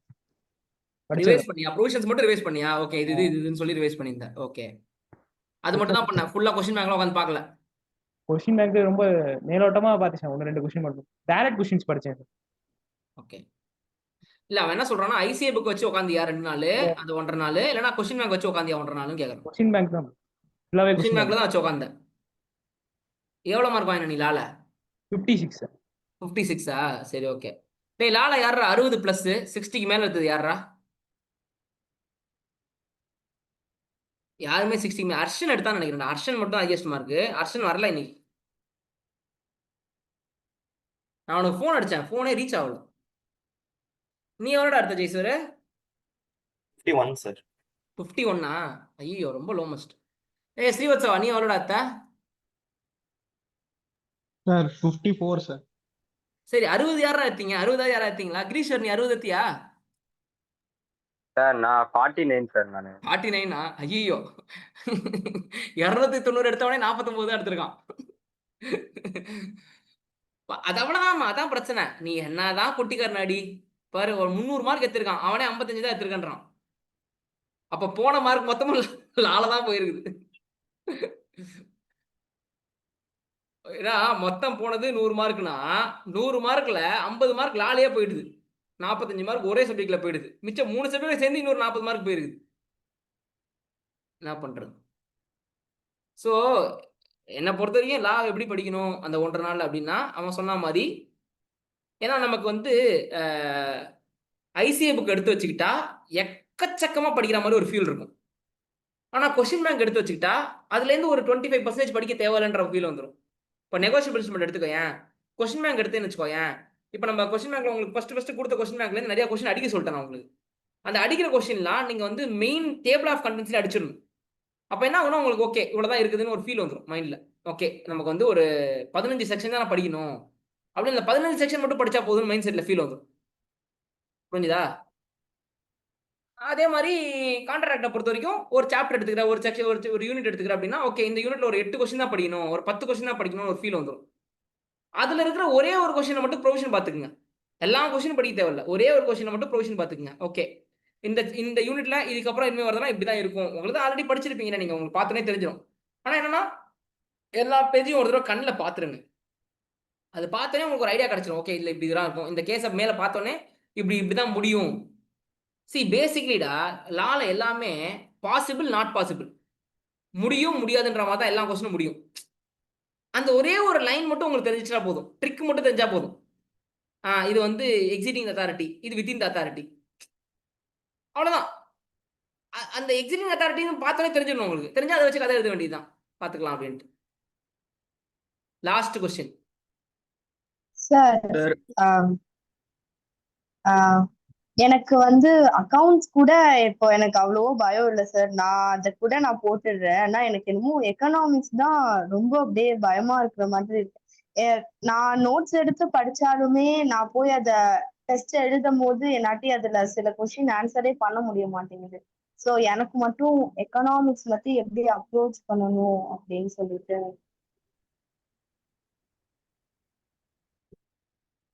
ஸ்ரீவத்சவா சார் சொல்றா. சார் நான் உண்மையை சொல்லணும்னா எக்கனாமிக்ஸ் வந்து எனக்கு அவ்வளோ சூப்பரா நல்லா கான்ஃபிடென்ட்டாலாம் போல சார் எக்ஸாமுக்கு. நான் வந்து நீங்க சாப்டர் வைஸ் டெஸ்ட்லாம் 50 மார்க் கம்மியாக கூட எடுத்திருக்கேன் சார். அதனால வந்து எக்கனாமிக்ஸ் வந்து ஃபர்ஸ்ட் நான் எக்கனாமிக்ஸ் ஸ்டார்ட் பண்ணும்போது நீங்க எல்லாம் சொல்லியிருக்கீங்க சார் 97 எடுத்தாங்க, யாரோ 91 எடுத்தாங்க. ஆமா, ஸோ ஃபர்ஸ்ட் 97 91 எடுத்திருக்காங்க. ஆமா ஆமா. படிக்க ஸ்டார்ட் பண்ணும்போது நம்மளும் அப்படிதான் படிக்கணும், அப்படி படிக்கணும்னு சொன்னேன். அதுக்கப்புறம் கொஞ்சம் இது வரும். இது எனக்கு மைக்ரோலாம் நல்லா ஸ்ட்ராங்கா இருந்தேன் சார். மேக்ரோல சில கான்செப்ட் இது புரியல அப்படின்னா நான் சாப்டர் வைஸ் டெஸ்ட் எழுதும் போது தெரியும் சார், என்னடா இது ஒண்ணுமே தெரியல நமக்கு அப்படின்னு. ஸோ நான் பெருசா வரி பண்ணல சார். எனக்கு வந்து எக்கனாமிக்ஸ் எக்ஸாம் முன்னாடியே சொல்றேன் சார், ஃபர்ஸ்ட் 3 சப்ஜெக்ட் எழுதவொடனே தெரிஞ்சிச்சு பாஸ் ஆயிடுவோன்னு. ஸோ நான் எக்கனாமிக்ஸ் வந்து ஒரு அதுக்கு கேர் பண்ணல சார், எப்படியும் பாஸ் ஆயிடுவோம். அதனால வந்து எனக்கு 90 97 அந்த ஆசை எல்லாம் இல்லை சார். அதனால கன்ஃபார்ம் நான் மைக்ரோ எனக்கு தெரிஞ்ச இவ்வளோ இப்ப இருக்கிற நாலேஜ் வச்சு நான் கன்ஃபார்ம் பாஸ் ஆயிடுவேன் அப்படின்னு சொல்லி விட்டேன் சார். அதை பெருசா அது கேர் பண்ணல சார். நீ எவ்வளவு மோசமா இருந்தாலும் அதுல ஒரு 45 50 வந்துருமா? எவ்வளவு மோசமா இருந்தாலும் வந்துரும். அதுக்கு மேல கொஞ்சம் நல்லா எழுதினா ஒரு 65 வந்துரும். புரிஞ்சுதா? நீ 90 எடுக்கும் போது தான் நீ பயப்படணும். 90 பிளஸ் எடுக்கணும்னு நினைச்சா பயப்படணும். போதும் எனக்கு 70 போதும் 65 போதும்னா பயப்பட தேவையில்லை. சரியா சார்? அப்புறம் நான் கொஸ்டின் பேப்பர்லயே 80 மார்க் தான் சார் அட்டன் பண்ணேன். ஒரு கொஸ்டின் பேப்பர் பேஜே எனக்கு தெரியாது சார். இந்த பேஜே அப்படியே விட்டேன் சார். பாத்துக்க. எவ்வளோடா எடுத்த நீ? Sir 68 sir. 68ஆ? அது மாதிரிதான். சி நீ படிச்சதை வச்சு அவ்வளவுதான் எடுக்க முடியும்னா அவ்வளவுதான். ஓகே, மைண்ட் செட் போட்டுக்க வேண்டியதான். ஏன் பயப்படணும்? சார் எனக்கு எக்ஸாம் எழுதுற முன்னாடியே தெரியும் சார் இவ்வளவுதான் வரும் அப்படின்னு சொல்லி. ஓகே, 65 அவ்வளவுதான் வரும்னு சொல்லி முன்னாடியே தெரியும். அதுக்கு நீ எஃபர்ட் எடுக்கலையா இன்னும் அது 80 90 வாங்கணும்ட்டு? சார் ஆமா சார், ஃபர்ஸ்ட் எஃபர்ட் எடுக்கலாம்லாம் இருந்தேன் சார். அதுக்கப்புறம் நான் வந்து எப்படி ஃபவுண்டேஷன்ல நீங்க ரேங்க் இல்லைன்னு சொல்லிட்டீங்களா, அப்புறம் எது கஷ்டப்பட்டுக்கிட்டே சொல்லி விட்டேன் சார். பாத்தியா, 200 எடுத்தாலும் ஒண்ணுதான், 400 எடுத்தாலும் ஒண்ணுதான். அவ்வளவுதான் சார். கொடுக்க போறது இல்ல. நீங்க சொல்ல பாஸ் ஆனாலும் ஒண்ணுதான், இவ்வளவு மார்க் எடுத்தாலும் ஒண்ணுதான். அதனால அப்படியே விட்டேன் சார். நீங்க ஒருவேளை எனக்கு தெரியாது, நான் 100% சொல்லல, ரேங்க் இருக்குன்னு சொல்லியிருந்தா எக்ஸ்ட்ரா எஃபர்ட் போட்டுருப்பேன் சார். ஓகே, உன்னை நம்பி தாண்டா இருக்கேன், ரேங்கிங் எடுத்துடுறான்னு சொல்ல எடுத்திருப்பான். அதனால எஃபர்ட் போட்டிருப்பான். இப்போ ஓகே, பாஸ் ஆனா போதும். கிரி, உன் பாயிண்ட் என்னடா எக்கனாமிக்ஸ்ல? எக்கனாமிக்ஸ் ஆனா கொஞ்சம் பார்க்க தான் சார் பயங்கரமா இருக்கும். ஆனா அது கடைசியில தப்பதான் சார் ரொம்ப. அது ஒரு வளர்ந்த குழந்தை, அது பார்க்க தான் கொஞ்சம் மூர்க்கமா இருக்கும். சொல்லு. அதுதான் சார், அது ரொம்ப ஒரு தடவை படிச்சுட்டு போனாலே ஆல்ரெடி 11th 12th படிச்சதுதான் சார் நிறைய வரும் ஆல்ரெடி ஃபவுண்டேஷன்ல. அதனால ரொம்ப பிரச்சனை இல்லை. அந்த பொண்ணு சயின்ஸ் பேக்ரவுண்ட்ரா, பாவம். அப்ப தெரியல சார், அப்ப கொஞ்சம் கஷ்டமா தான் சார். அவங்களோட ஃபீலிங் எப்படி இருக்கும்னு எனக்கு தெரியல சார் அப்படின்றான். ஒரு படத்துல விவேக் வந்து பொண்ணுங்களோட ஃபீலிங்ஸ் புரியணும், பொண்ணுங்களோட ஃபீலிங்ஸ் புரியணும், கட்சியில கிளைமாக்ஸ்ல பொண்ணா மாறிடுவான். நான் போய் நாளைக்கு போய் பாம்பேல ஆபரேஷன் பண்ணிட்டு வரப்போறான்னு. இந்த மாதிரி ஓ ஃபீலிங் வந்து நான் சொல்றேனே, நம்ம பசங்களே நிறைய பேர் எக்கனாமிக்ஸ்ல ஆரம்பத்துல கஷ்டப்பட்டாங்க. ஸ்டார்டிங்ல ஏன்னா அக்கௌண்ட்ஸ் தான் கஷ்டம்னு நினைச்சு அவங்க படிச்சுட்டு இருந்தாங்க. ஓகே, அதுக்கு தான் அதிகமாக ஃபோக்கஸ் பண்ணி படிப்பாங்க. அதுக்கப்புறம் அது கைக்குள்ள வந்துடும். அதுக்கப்புறம் எக்கனாமிக்ஸ் தான் கஷ்டம்னு சொல்லி படிப்பாங்க. அதுக்கப்புறம் அது ஃபோக்கஸ் பண்ணி படிச்சா அதுவும் கைக்குள்ள வந்துடும். இப்போ எதுவுமே ஆரம்பத்தில் கஷ்டமாக தான் இருக்கும். புரிஞ்சுதா? எப்படிடா குழந்தை தனியாக வளர்க்க போகிறேன்னு நான் நினச்சேன். இந்த வளர்த்து இல்லையா 1.5 வருஷம், அந்த மாதிரி தான். ஓகே, எப்படிடா குழந்தைய குளிப்பாட்டுறதா உங்களுக்கு தெரியுமா? எனக்கு குழந்தை பிறக்கிற வரைக்குமே நான் எந்த குழந்தையும் கையில் பிடிச்சி தூக்கினதே கிடையாது. நான் லைஃப்ல எந்த குழந்தையும் கையில பிடிச்சி தூக்கினது கிடையாது. எனக்கு அம்மா என்ன சொல்லுவாங்கன்னா, நான் சின்ன வயசுல உங்க வயசுலாம் இருக்கும்போது ஏதாவது குழந்தைய தூக்கணும் இருக்கும்போது எங்க அம்மா சொல்லுவாங்க, இங்க பாரு தலை நிக்காது அந்த குழந்தைக்கு, நீ பாட்டு ஏதாவது தூக்கும் போது தொங்கிடுச்சுன்னா பெரிய தலைவலியா போயிடும், நீ வாங்காத, தயவு செய்து. உனக்கும் பிரச்சனை, எனக்கும் உன்னால பிரச்சனை வந்துடும், அந்த குழந்தைக்கும் பிரச்சனை வந்துடும், தயவு செய்து வாங்காத. சும்மா தூரத்துலேருந்து பாரு, ஏதாவது தொடணும்னா கண்ணத்தை மட்டும் தொட்டுக்கோ அப்படின்னு சொல்லுவாங்க. அப்ப குழந்தை எனக்கு பயம், ஏதாவது ஒரு குழந்தைய தூக்கி நம்மளால அந்த குழந்தைக்கு சுளுக்கி, ஏன்னா அதுக்கு சொல்லவும் தெரியாது, கதறி கதறி அழுவும், அவ்வளவுதானே. அப்ப நான் தூக்கினதே கிடையாது. ஏன் குழந்தைய ஃபர்ஸ்ட் என்கிட்ட கொடுக்குறாங்க டாக்டர். பிறந்த உடனே அஞ்சனா கூட குழந்தை தூக்கல, நான் தான் குழந்தைய ஃபர்ஸ்ட் தூக்குறேன். ஓகேவா? அப்போ எனக்கு பயம், ஃபர்ஸ்ட் வந்து பயம். நான் என்ன தெரியும் பண்ணேன், கழுத்து தலை ரெண்டுத்தையும் என்னோட கைக்குள்ள வச்சுக்கிட்டேன். ஏன்னா குட்டியா தானே இருக்கும் குழந்தை. ஸோ முதுக்கு எண்டுல இருந்து தலை வரைக்கும் ஃபுல்லா என் கைக்குள்ள தான் இருந்தது. இந்த சைடுல இன்னொரு கையில பட்டக்ஸ் இருந்துச்சு குழந்தையோடது. ஸோ என்னால பேலன்ஸ் பண்ண முடிஞ்சது. அப்புறம் எனக்கு நம்பிக்கை வந்துருச்சு. அது ஒரு 2 செகண்ட் 3 செகண்ட் தான் நான் தூக்கியிருப்பேன். ஆனா எனக்கு ஒரு நம்பிக்கை வந்துருச்சு. இப்ப அந்த நம்பிக்கை வர வரைக்கும் தான் நமக்கு பயம் இருந்துச்சுல்ல. இப்போ இது வரைக்கும் நான் குழந்தையே தூக்கினது இல்லை, எனக்கு ஒரு பயம் வந்திருக்கும். அப்புறம் என்னாச்சு, சரி குழந்தையெல்லாம் கொடுத்தா அடுத்தது குழந்தைய வளர்க்கணும். இப்போ அஞ்சனாவோட அம்மா ஒரு ஸ்டேஜ் வரைக்கும் இருந்தாங்க, 6 மாசம் 7 மாசம் இருந்தாங்க. அதுக்கப்புறம் அவங்க இல்லை. இப்போ நாங்கள் தனி கொடுத்துருந்தோம், திருப்பி நாங்கள் வந்தாகணும். ஓகேவா? எங்கள் வீட்டுக்கு வந்தாகணும். இப்போ அவங்க வீட்டில் இருந்தாச்சு, இப்போ எங்கள் வீட்டுக்கு வந்தாகணும். ஐ திங்க் 7 மந்த்ஸோ 8 மந்த்ஸ்லேயே வந்துட்டோம். இப்போ அவங்க அம்மா அமெரிக்காவுக்கு போயிட்டாங்க. அவங்க சென்னையில் கூட இல்லை, அவங்க அமெரிக்காவுக்கு போயிட்டாங்க. இப்போ குழந்தைய நாங்கள் தான் வளர்க்கணும். எனக்கு தான் ஒன்றுமே தெரியாது குழந்தை வளர்க்குறதுக்கு. ஓகே, என்ன பண்ண போகிறோம்னு ஃபர்ஸ்ட்டு எல்லாருக்கும் பயம் தான், பதட்டம் தான், இல்லைன்னு இல்லை. வளர்க்க என்ன ஆகும், எவ்ரிடே நமக்கு ஒன்று புரியும். ஆனால் எதுவுமே சொல்கிறேன், இப்போ இன்னைக்கு கூட சொல்கிறேனே, இந்த டைமில் தான் அவன் தூங்குவான், இந்த டைமில் தான் அவன் முடிச்சுப்பான், இந்த டைமில் தான் வந்துட்டு அவன் சாப்பிடுவான்லாம் கிடையாது. Every single day it's a different schedule. ஆனால் எது நடந்தாலும் நம்ம கை விட்டு போகிறது இல்லை. எப்படி இருந்தாலும் நம்ம அட்ஜஸ்ட் பண்ணிக்கலாம் அதை அப்படின்ற மாதிரி பழக பழக அது என்ன ஆகும், லேர்னிங் கர்வ் தானே. அதே மாதிரி தான் எக்கனாமிக்ஸும். ஃபஸ்ட்டு என்ன ஆகும், ஏதோ டிஃபிகல்ட்டாக இருக்க மாதிரி இருக்கும். இப்போ எப்படி அக்கௌண்ட்ஸ் உனக்கு இருந்திருக்கும் ஃபர்ஸ்ட் ஐயோ நம்ம வந்து சயின்ஸ் பேக்ரவுண்டு, பயோமேக்ஸு, இது எப்படி நமக்கு வரும் அப்படின்றது இருக்குமா. இப்போ என்ன சொல்ற, அக்கௌண்ட்ஸ் பரவாயில்ல. ஆமா சார், நானே போடுறேன் சார். அது ஒரு கான்ஃபிடென்ட் வந்துட்டா. இப்போ எக்கனாமிக்ஸ் அப்படியே ஒரு மாதிரி தலைலாம் அதுக்கு வந்து ஒரு டைம் கொடுத்த நீ, you took some time for it. அதே மாதிரி எக்கனாமிக்ஸ்க்கு நீ ஒரு டைம் எடுத்துக்கணும். நீ நிறைய நோட்ஸ் எழுதி வச்சிருக்க, உன் நோட்ஸை படிச்சாலே உனக்கு புரிஞ்சிடும். ஏன்னா எக்கனாமிக்ஸ் கிளாஸ் பூரா உனக்கு தான் நடத்தினேன். லா கிளாஸ்லயாவது நான் நிறைய பேருக்கு நடத்திருப்பேன். இந்த கனிஷ்க்கு, ஐஸ்வர்யாக்கெல்லாம் நிறைய பேர் கூட பேசிட்டேன், சுபாஷ் எல்லாத்தையும் பேசி. ஆனா எக்கனாமிக்ஸ்ல உன் மூஞ்சி என் மூஞ்சி மட்டும் தான் இருக்கும் ரெக்கார்டிங்ல. பாதி நேரம் பவித்ரா புரிஞ்சா உனக்கு தான் பேசியிருப்பேன். ஏன்னா எனக்கு நல்லா தெரியும் அக்கௌண்ட்ஸ் கூட எக்கனாமிக்ஸ் கஷ்டம்ட்டு. லா கிளாஸ் கூட எல்லாருக்கும் ஈக்குவல் தான், உனக்கு ஒன்றும் ஸ்பெஷலாக ஒன்று எடுக்கணும்னு அவசியம் இல்லை. ஆனால் எக்கனாமிக்ஸை பொறுத்த வரைக்கும், ஏன்னா அவங்களுக்கு டயக்ராம் போடுறோம் டக்குனு போட்டுருவாங்க, எக்ஸ் ஆக்சிஸ் வர ஒய் ஆக்சிஸ் வர டிமாண்டை போட்டு சப்ளை போட்டால் பட்டு போட்டுருவாங்க.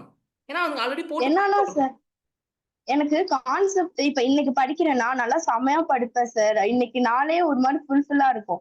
அதை எடுத்து நாளைக்கு ரிவைஸ் பண்ண உட்காருவேன். அந்த டயக்ராம்லாம் போட்டு நேற்று பயங்கரமா படிச்சிருப்பேன். இன்னைக்கு எடுத்து வச்சா அப்படியே பிளாங்க் ஆயிடும் சார். ஒண்ணுமே புரியாத மாதிரி இருக்கும். அது லேர்னிங் கர்வ் தான். ஒரு நாளும் அது பழக பழக பழக பழக பழக ஒரு மாசம் 1.5 மாசத்துல சரியா போயிடும். நீ செப்டம்பர் எக்ஸாம் எழுதல, அதனால நீ பத்திரத்தை பட தேவையில்லை. அதனாலதான் சார் நல்லா டீப்பா படிக்கணும்னு சொல்லி நோட்ஸ் எல்லாத்துக்கும் எடுத்து படிச்சுட்டு இருக்கேன். புரியவே இல்லைனாலும் பரவாயில்ல, சச்சப்பிரியா போட்டுதான் சார் ரொம்ப டார்ச்சர் பண்ணிட்டு இருக்கேன். அவர்கிட்ட தான் எல்லாமே கேட்டுட்டு இருக்கேன்.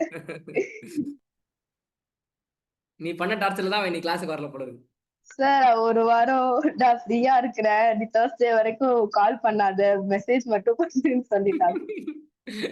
என்ன ஒரு வாரம் டிஸ்டர்ப் பண்ணாத, எங்கேயாவது ஈரோடு பக்கம் தூத்துக்குடி பக்கம் ட்ரிப்பு போறேன் அப்படின்ட்டு போயிட்டோம். சி, எல்லாருக்குமே நானுமே சொல்றேனே, அந்த ஸ்டேஜ்ல அந்த பயம் இருக்கும். ஓகே, இப்ப நாளைக்கு நீ வந்து ஜெய்ஸ்வர் மாதிரியும், கிரீஸ்வர் மாதிரியும், சிவத்சவ் மாதிரியும், உதயஸ்ரீ மாதிரியும் இங்க இருப்ப. ஓகேவா? உனக்கு அப்புறம் ஒரு ஜூனியர் இருப்பாங்கல்ல, அவங்க வந்து சயின்ஸ் பேக்ரவுண்டா, எப்படி ஃபர்ஸ்ட் டைம்ல பாஸ் பண்ணீங்க அப்படின்னுவாங்க. அதெல்லாம் ஒன்றும் பிரச்சனை இல்லை, டைம் ஆகும். ஒரு நார்மலாக அவங்களுக்குலாம் ஒரு 3-4 மாதம் ஆச்சுன்னா நமக்கு ஒரு 6 மாதம் ஆகலாம். ஆனால் அவ்வளோதான், ஒரு 2.5 மாதம் எக்ஸ்ட்ரா ஆகும். மற்றபடி ஒன்றும் பிரச்சனை இல்லை. இப்போ மற்றவங்கள யோசிச்சுப்பாரு, அவங்க வந்துட்டு எப்படிங்க 2 வருஷம் சயின்ஸை படிச்சுட்டு 2.5 மாதத்துல 3 மாதத்துல உங்களுக்கு டிஃப்ரென்ஸில் இவ்வளோ மார்க் எடுக்கிறீங்க நீங்கள்? அவங்களே அக்கௌண்ட்ஸை 2 வருஷம் படித்தவனே அக்கௌண்ட்ஸில் 52 தான் வாங்கியிருக்கான். நீங்கள் எப்படிங்க 61 வாங்கினீங்க அப்படின்வாங்க. ஏன்னா இதெல்லாம் வருஷம் நடக்கிறது தானே. தனுஷ்னு ஒருத்தர் தான் நம்மகிட்ட, தனுஷ்னு ஒரு வீடியோ இருக்கும், இப்போ செக் பண்ணிப்பாரு. ஓகே, நீட் டு சின்னு சொல்லிட்டு தனுஷ்னு ஒரு வீடியோ இருக்கும், அபிராமின்னு ஒரு வீடியோ இருக்கும், நிறைய வீடியோஸ் இருக்கும். இந்த மோனிகா நான் அவங்களோடது பார்த்தேன் சார். மோனிகா அவங்களோடது பார்த்தேன். மோனிகா கிட்ட பேசுனா பேசு, நான் நம்பர் கூட தரேன். எதுக்குன்னா அவ நீட்ல இருந்து தான் வந்தா. ஓகே, தனுஷ் நீட்ல இருந்து தான் வந்தாங்க. அப்ப மோனிகாவோட அம்மா எல்லாம் பயந்துனே இருப்பாங்க. இப்ப பார்த்தாலும் என்கிட்ட பேசுவாங்க 10 நாளைக்கு ஒரு தடவை. சார் பொண்ணு ஆமா எப்படி சார் படிக்குது, சார் பொண்ணு எப்படி ஆமா சார் சார் படிக்குது. அப்பதான் சொல்லுவேன், ஏங்க உங்க பொண்ணு கூட எனக்கு பிரச்சனை இல்லைங்க, நீங்க என்ன இது நல்லா படிக்கிற பொண்ணு ஏங்க டெய்லி படிக்குதான்னு கேட்டு இருக்கீங்கன்னா, அவங்க அம்மா பயம் இல்லை எல்லா அம்மாக்கும். இப்ப இந்த ஃபீல்ட்ல போய் ஜெயிச்சிட்டா பிரச்சனை கிடையாது. இப்ப எம்பிபிஎஸ்ஸே படிச்சு ஜெயிச்சிச்சுன்னா பிரச்சனை கிடையாது. ஆனா வேற ஒரு ஃபீல்டுக்கு வந்துச்சு, தோத்து போச்சுன்னா யாருக்கு அடி விழும்? ரிலேட்டிவ்ஸ் எல்லாரும் அம்மாவை தான் திட்டுவாங்க. உனக்கு எங்க போச்சு அறிவு, அதுதான் குழந்தை, அதுதான் இப்படி போச்சு, உனக்கு எங்க போச்சு அறிவுன்னுவாங்க இல்ல. அப்ப அவங்க அம்மாவுக்கு அதிகமான டென்ஷன். அவளுக்கு கூட அவ்வளவு டென்ஷன் கிடையாது. அவங்க அம்மா தான் பேசினே இருப்பாங்க, சார் சார் சார். நான் சொன்னேன் நல்லா படிக்கிறா, விட்டுருங்க விட்டுருங்கன்னு. அவளுக்கு இன்டர் வரும்போது எக்ஸாம் ரெஜிஸ்ட்ரேஷன் பண்ணணும்ல, அதை மறந்துட்டாங்க அந்த டேட்டை. ஆமா சார், கொஞ்சம் லேட்டா ஆமா, பண்ணிருந்தாங்க. ஒரு 2 மாசம் தள்ளி எழுதினா அவ. ரொம்ப லேட்டா இல்ல. அந்த டைம் இப்ப எப்படி நீ செப்டம்பர்ல ஜனவரி எழுதுறியோ அந்த மாதிரி அவ எழுதினா. அது ஏதோ எக்ஸாம் ஃபார்ம் போட மறந்துட்டாலும், எக்ஸாம் ஃபார்ம் ஃபில் பண்ண மறந்துட்டாலும், இல்லைன்னா ரெஜிஸ்ட்ரேஷன் தப்பா பண்ணிட்டாலான்னு தெரியல. ஏதோ ஒன்று நடந்துச்சு. ஐ திங்க் ரெஜிஸ்ட்ரேஷன் வந்து ஏதோ ஒரு டேட் குள்ள பண்ணணும். அப்போ அந்த அந்த அந்த கட் ஆஃப் டேட் அவன் மறந்துட்டாலும், காசு இல்லையா ஏதோ ஒன்று நடந்துச்சு, காசு இல்லையோ ஏதோ ஒன்று பண்ணிட்டாவ மறந்துட்டாவ. 6 நாள் டிஃபரன்ஸ். அதாவது அந்த 6 நாள்னால அவளுக்கு இப்போ 2.5 3 மாசம் தள்ளி போச்சு எக்ஸாம் அந்த மாதிரி. பட் எதுக்குன்னா அவ அது டென்ஷனே ஆக மாட்டா. பார்க்கறதுக்கு தான் பயந்தாங்குழி பக்கோட மாதிரி இருப்பாளே தவிர அவளா டென்ஷன் ஆகவே மாட்டா. பயம் இருக்கலாம் மேபி உள்ள இன்னும். ஆனா அவ என்னன்னா இன்னும் கொஞ்சம் போட்டு பார்த்தா வந்துருன்ற மாதிரி தான் இருப்பா. அந்த மாதிரி தான் நீயும் பயப்பட தேவையில்ல. என்ன அக்கௌண்ட்ஸ் எப்படி ஒரு 2 மாசம் 2.5 மாசம் போட்டு பார்த்தியோ அதே மாதிரி எக்கனாமிக்ஸும் இன்னொரு மாசம் எக்ஸ்ட்ரா போட்டு பார்க்கணும். இப்ப நாளைக்கே எக்ஸாம்ல தான் நீ பயப்படணும். எக்ஸாம் தான் என்ன டைம் இருக்குது, இன்னும் தெருக்கா பொருள் அதுக்கு இன்னும் 4 இருக்கு அப்படின்னு. அந்த மாதிரி டைம் தான் இருக்கே நமக்கு, ஒன்றும் பிரச்சனை இல்லை. வேற டவுட்? லாஸ்ட் கேள்வி, லாஸ்ட் ஃபைனல் கொஸ்டின், ஒரே கொஸ்டின். சார் அவங்க ஓவராலா எத்தனை எம்டிபி ஆர்டிபி போட்டு பார்த்துருப்பாங்க, அதுல எவ்வளவு ஸ்கோர் பண்ணியிருப்பாங்க ஆவரேஜா? ஏதாவது நான் வச்ச டெஸ்ட்ல நான் ஸ்கோர் அவனுக்கு சொல்லிட்டேன். நான் யூடியூப்ல அனௌன்ஸ் பண்ணேன் ஸ்கோர், அவங்களோட ஸ்கோரை. எம்டிபி ஆர்டிபி ஸ்கோர்ஸ், ஆர்டிபி நான் கரெக்ஷன் பண்ணல, எம்டிபி ஸ்கோர்ஸ் நான் கரெக்ஷன் பண்ணேன். நான் மார்க் சொன்னேன், நான் ஆவரேஜ் மார்க் சொன்னேன். ஏன்னா 2 3 டெஸ்ட் வச்சிருந்தேன்னா ஒரு டெஸ்ட்டாக சொன்ன டைம் அவங்க சொல்லிட்டு ஆவரேஜ் மார்க் ஆவரேஜ் பண்ணி போட்டு சொன்னேன். எம்டிபி அவங்க தான் போட்டாங்க. மீன்ஸ் லைக் என்ன சொல்றது, செல்ஃப் எவாலுவேஷன் அவங்க பண்ணிக்கிட்டாங்க. அவங்க இப்போ எல்லாருக்குமே 10 கொஸ்டின் பேப்பர் கொடுத்துட்டேன், நீங்களே போடுங்கடான்ட்டேன். அவனுங்க போட்டானுங்க. நான் வச்ச டெஸ்ட் தான் நான் கரெக்ஷன் பண்ணி சொன்னேன். இப்போ அவங்ககிட்ட செல்ஃபா அவங்க எவ்வளோ போட்டு பார்த்தா அவங்க தான் சொல்ல முடியும். சொல்லுங்களா டேய் ஜெய்ஸ்வர், செல்ஃபா எவ்வளோ போட்டு பார்த்துருப்ப? செல்ஃபா ஒரு இந்த மார்க் டெஸ்ட் பேப்பர் ஒரு மினிமம் 6 7 போட்டிருப்பேன். சப்ஜெக்ட் ஒரு சப்ஜெக்ட்க்கு 6 7 போட்டிருப்பேன் சார். ஆவரேஜா ஒரு அக்கௌண்ட்ஸ்னா மேக்ஸிமம் ஒரு 50 60 வரும் சார். மேத்ஸ் எக்கனாமிக்ஸ்னா ஒரு 70 80 மேல வரும் சார். கொஞ்சம் ரொம்ப கஷ்டம் வந்து 70 வரும் சார். ஈஸியா வந்து ஒரு 80 மேல வரும் சார். என்னடா ஸ்ரீவத்சவா நீ?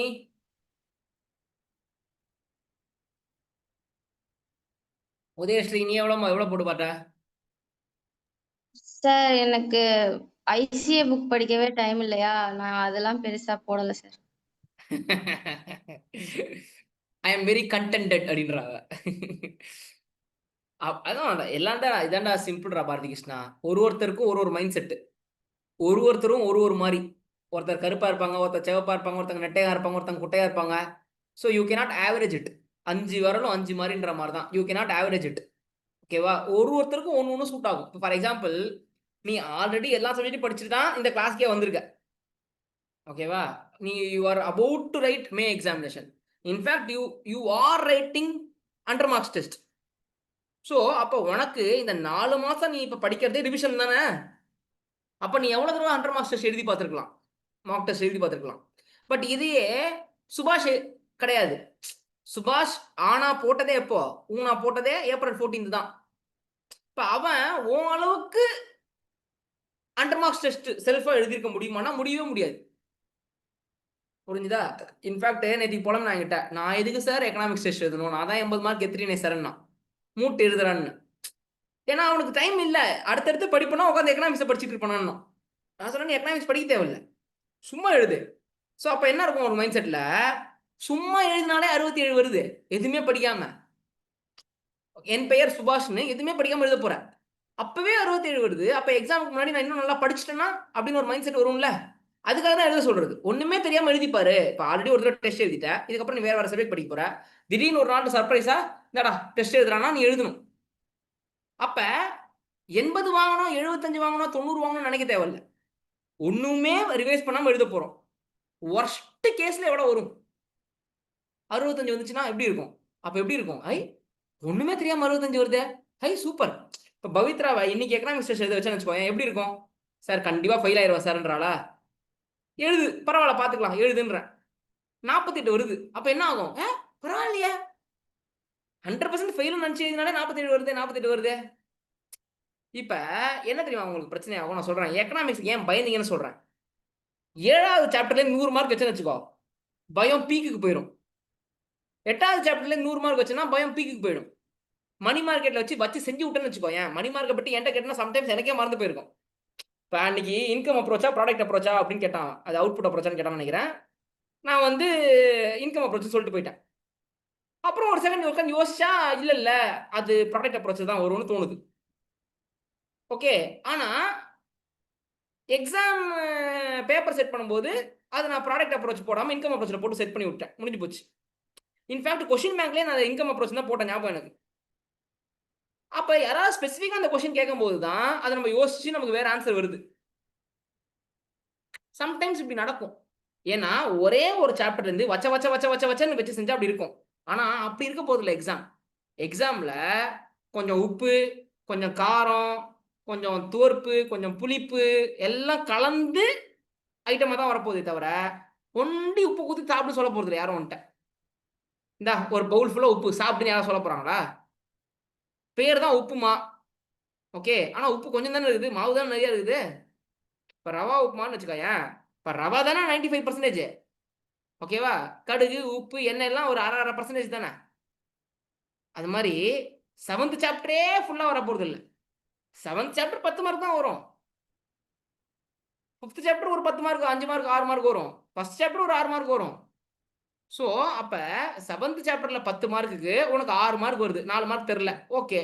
8th சாப்டர்ல 10 மார்க் வருது, உனக்கு 5 மார்க் தெரியுது, 5 மார்க் தெரியல, ஓகே. 9th சாப்டர்ல 10 மார்க் வருது, 5 மார்க் தெரியுது, 5 மார்க் தெரியல, ஓகே. ஸோ தெரியாத மொத்தம் ஆட் பண்ணா 15 மார்க் தான். தெரியறத மொத்தம் ஆட் பண்ணா 65 மார்க் வருது. புரிஞ்சுதா இல்லையா? சரி, இப்ப தெரிஞ்சது சொல்றல, இந்த சாப்டர் எனக்கு ஈஸி சார், ஃபர்ஸ்ட் சாப்டர் தெரியும் சார்னு சொல்றியா? ஃபர்ஸ்ட் சாப்டர் தெரிஞ்ச சாப்டர் தப்பு நடக்கும். நேற்று ஸ்ரீவத்சவிட்ட ஒரு ஒரு எக்ஸல் கொடுத்து இதுல இந்த கொஸ்டின் எந்த சாப்டர்னு ஃபில் பண்ண சொன்னேன். அவன் ஃபர்ஸ்ட் கொஸ்டினே ஃபில் பண்ணல. ஐ திங்க் அது 5th சாப்டர்னு நினைக்கிறேன். ஃபர்ஸ்ட் கொஸ்டின் வந்து 5th சாப்டர். அவன் அதை ஃபில் பண்ண. நேற்று ஸ்ரீவத்சவா இருக்கியா நீ? சார் இருக்கேன் சார். அந்த ஃபர்ஸ்ட் கொஸ்டின் என்ன கொடுத்தான் அவனுக்கு? மட்டும் தான் சார் இருக்கு. இது வந்து எது மைக்ரோ எக்கனாமிக் கான்செப்ட் கிடையாது அப்படின்னு சொன்னாங்க. ஏதோ ஒரு கொஸ்டின் அது வந்து 5th சாப்டர்ல இருந்து கேட்ட question, first question. I think அது நீ விட்டுன்னு நினைக்கிறேன். சார் அது ஒண்ணு மட்டும் தான் சார் இது ஏன்டா விட்டான் அப்படின்னு எனக்கு தோணுச்சு. அதாவது உனக்கு நல்லா தெரியும்னு நினைக்கிற டாபிக் சம்டைம்ஸ் தெரியாம கூட இருக்கலாம். உனக்கு பயப்படுற டாபிக் ஒன்னு அறியாம நீ ஆன்சர் கரெக்டா போட்டுருவ. இப்போ 7th சாப்டர் கான்ஃபிடென்ட்டா இருக்கியான்னு கேட்டா யாருமே கான்ஃபிடென்ட்டா இல்லைன்னு தான் சொல்லுவாங்க. ஆனா எழுதுறா 10 மார்க்குன்னா 10ல் 6 எடுத்துருவோம். 8th சாப்டர் எழுதுறான்னா சார் பயமா இருக்கு சார்னுவான். ஆனா எழுதுறான்னா 10ல் 5 எடுத்துருவோம். ஓகேவா? சம்டைம்ஸ் பயங்கர கான்ஃபிடென்ட்டா இருக்கிற ஃபர்ஸ்ட் சாப்டர் செகண்ட் சாப்டர்ல இருந்து மார்க் கூட கம்மியா கூட வரலாம். அப்ப இதுல 100க்கு 100 எடுப்போம்னு நினைச்சோம், இதுல 100க்கு 95 தான் எடுத்தோம். அதுல 100க்கு 50 தான் எடுக்கிறோம்னு நினைக்கிறோம், ஆனா 100க்கு 60 எடுக்கிறோம். அப்ப எது பெட்டரு? அப்ப எனக்கு எல்லாமே ஈக்குவல் தான்ற மாதிரி தோணும். சரியா? So with this we conclude. பாப்போம். See you. Bye bye. All the best.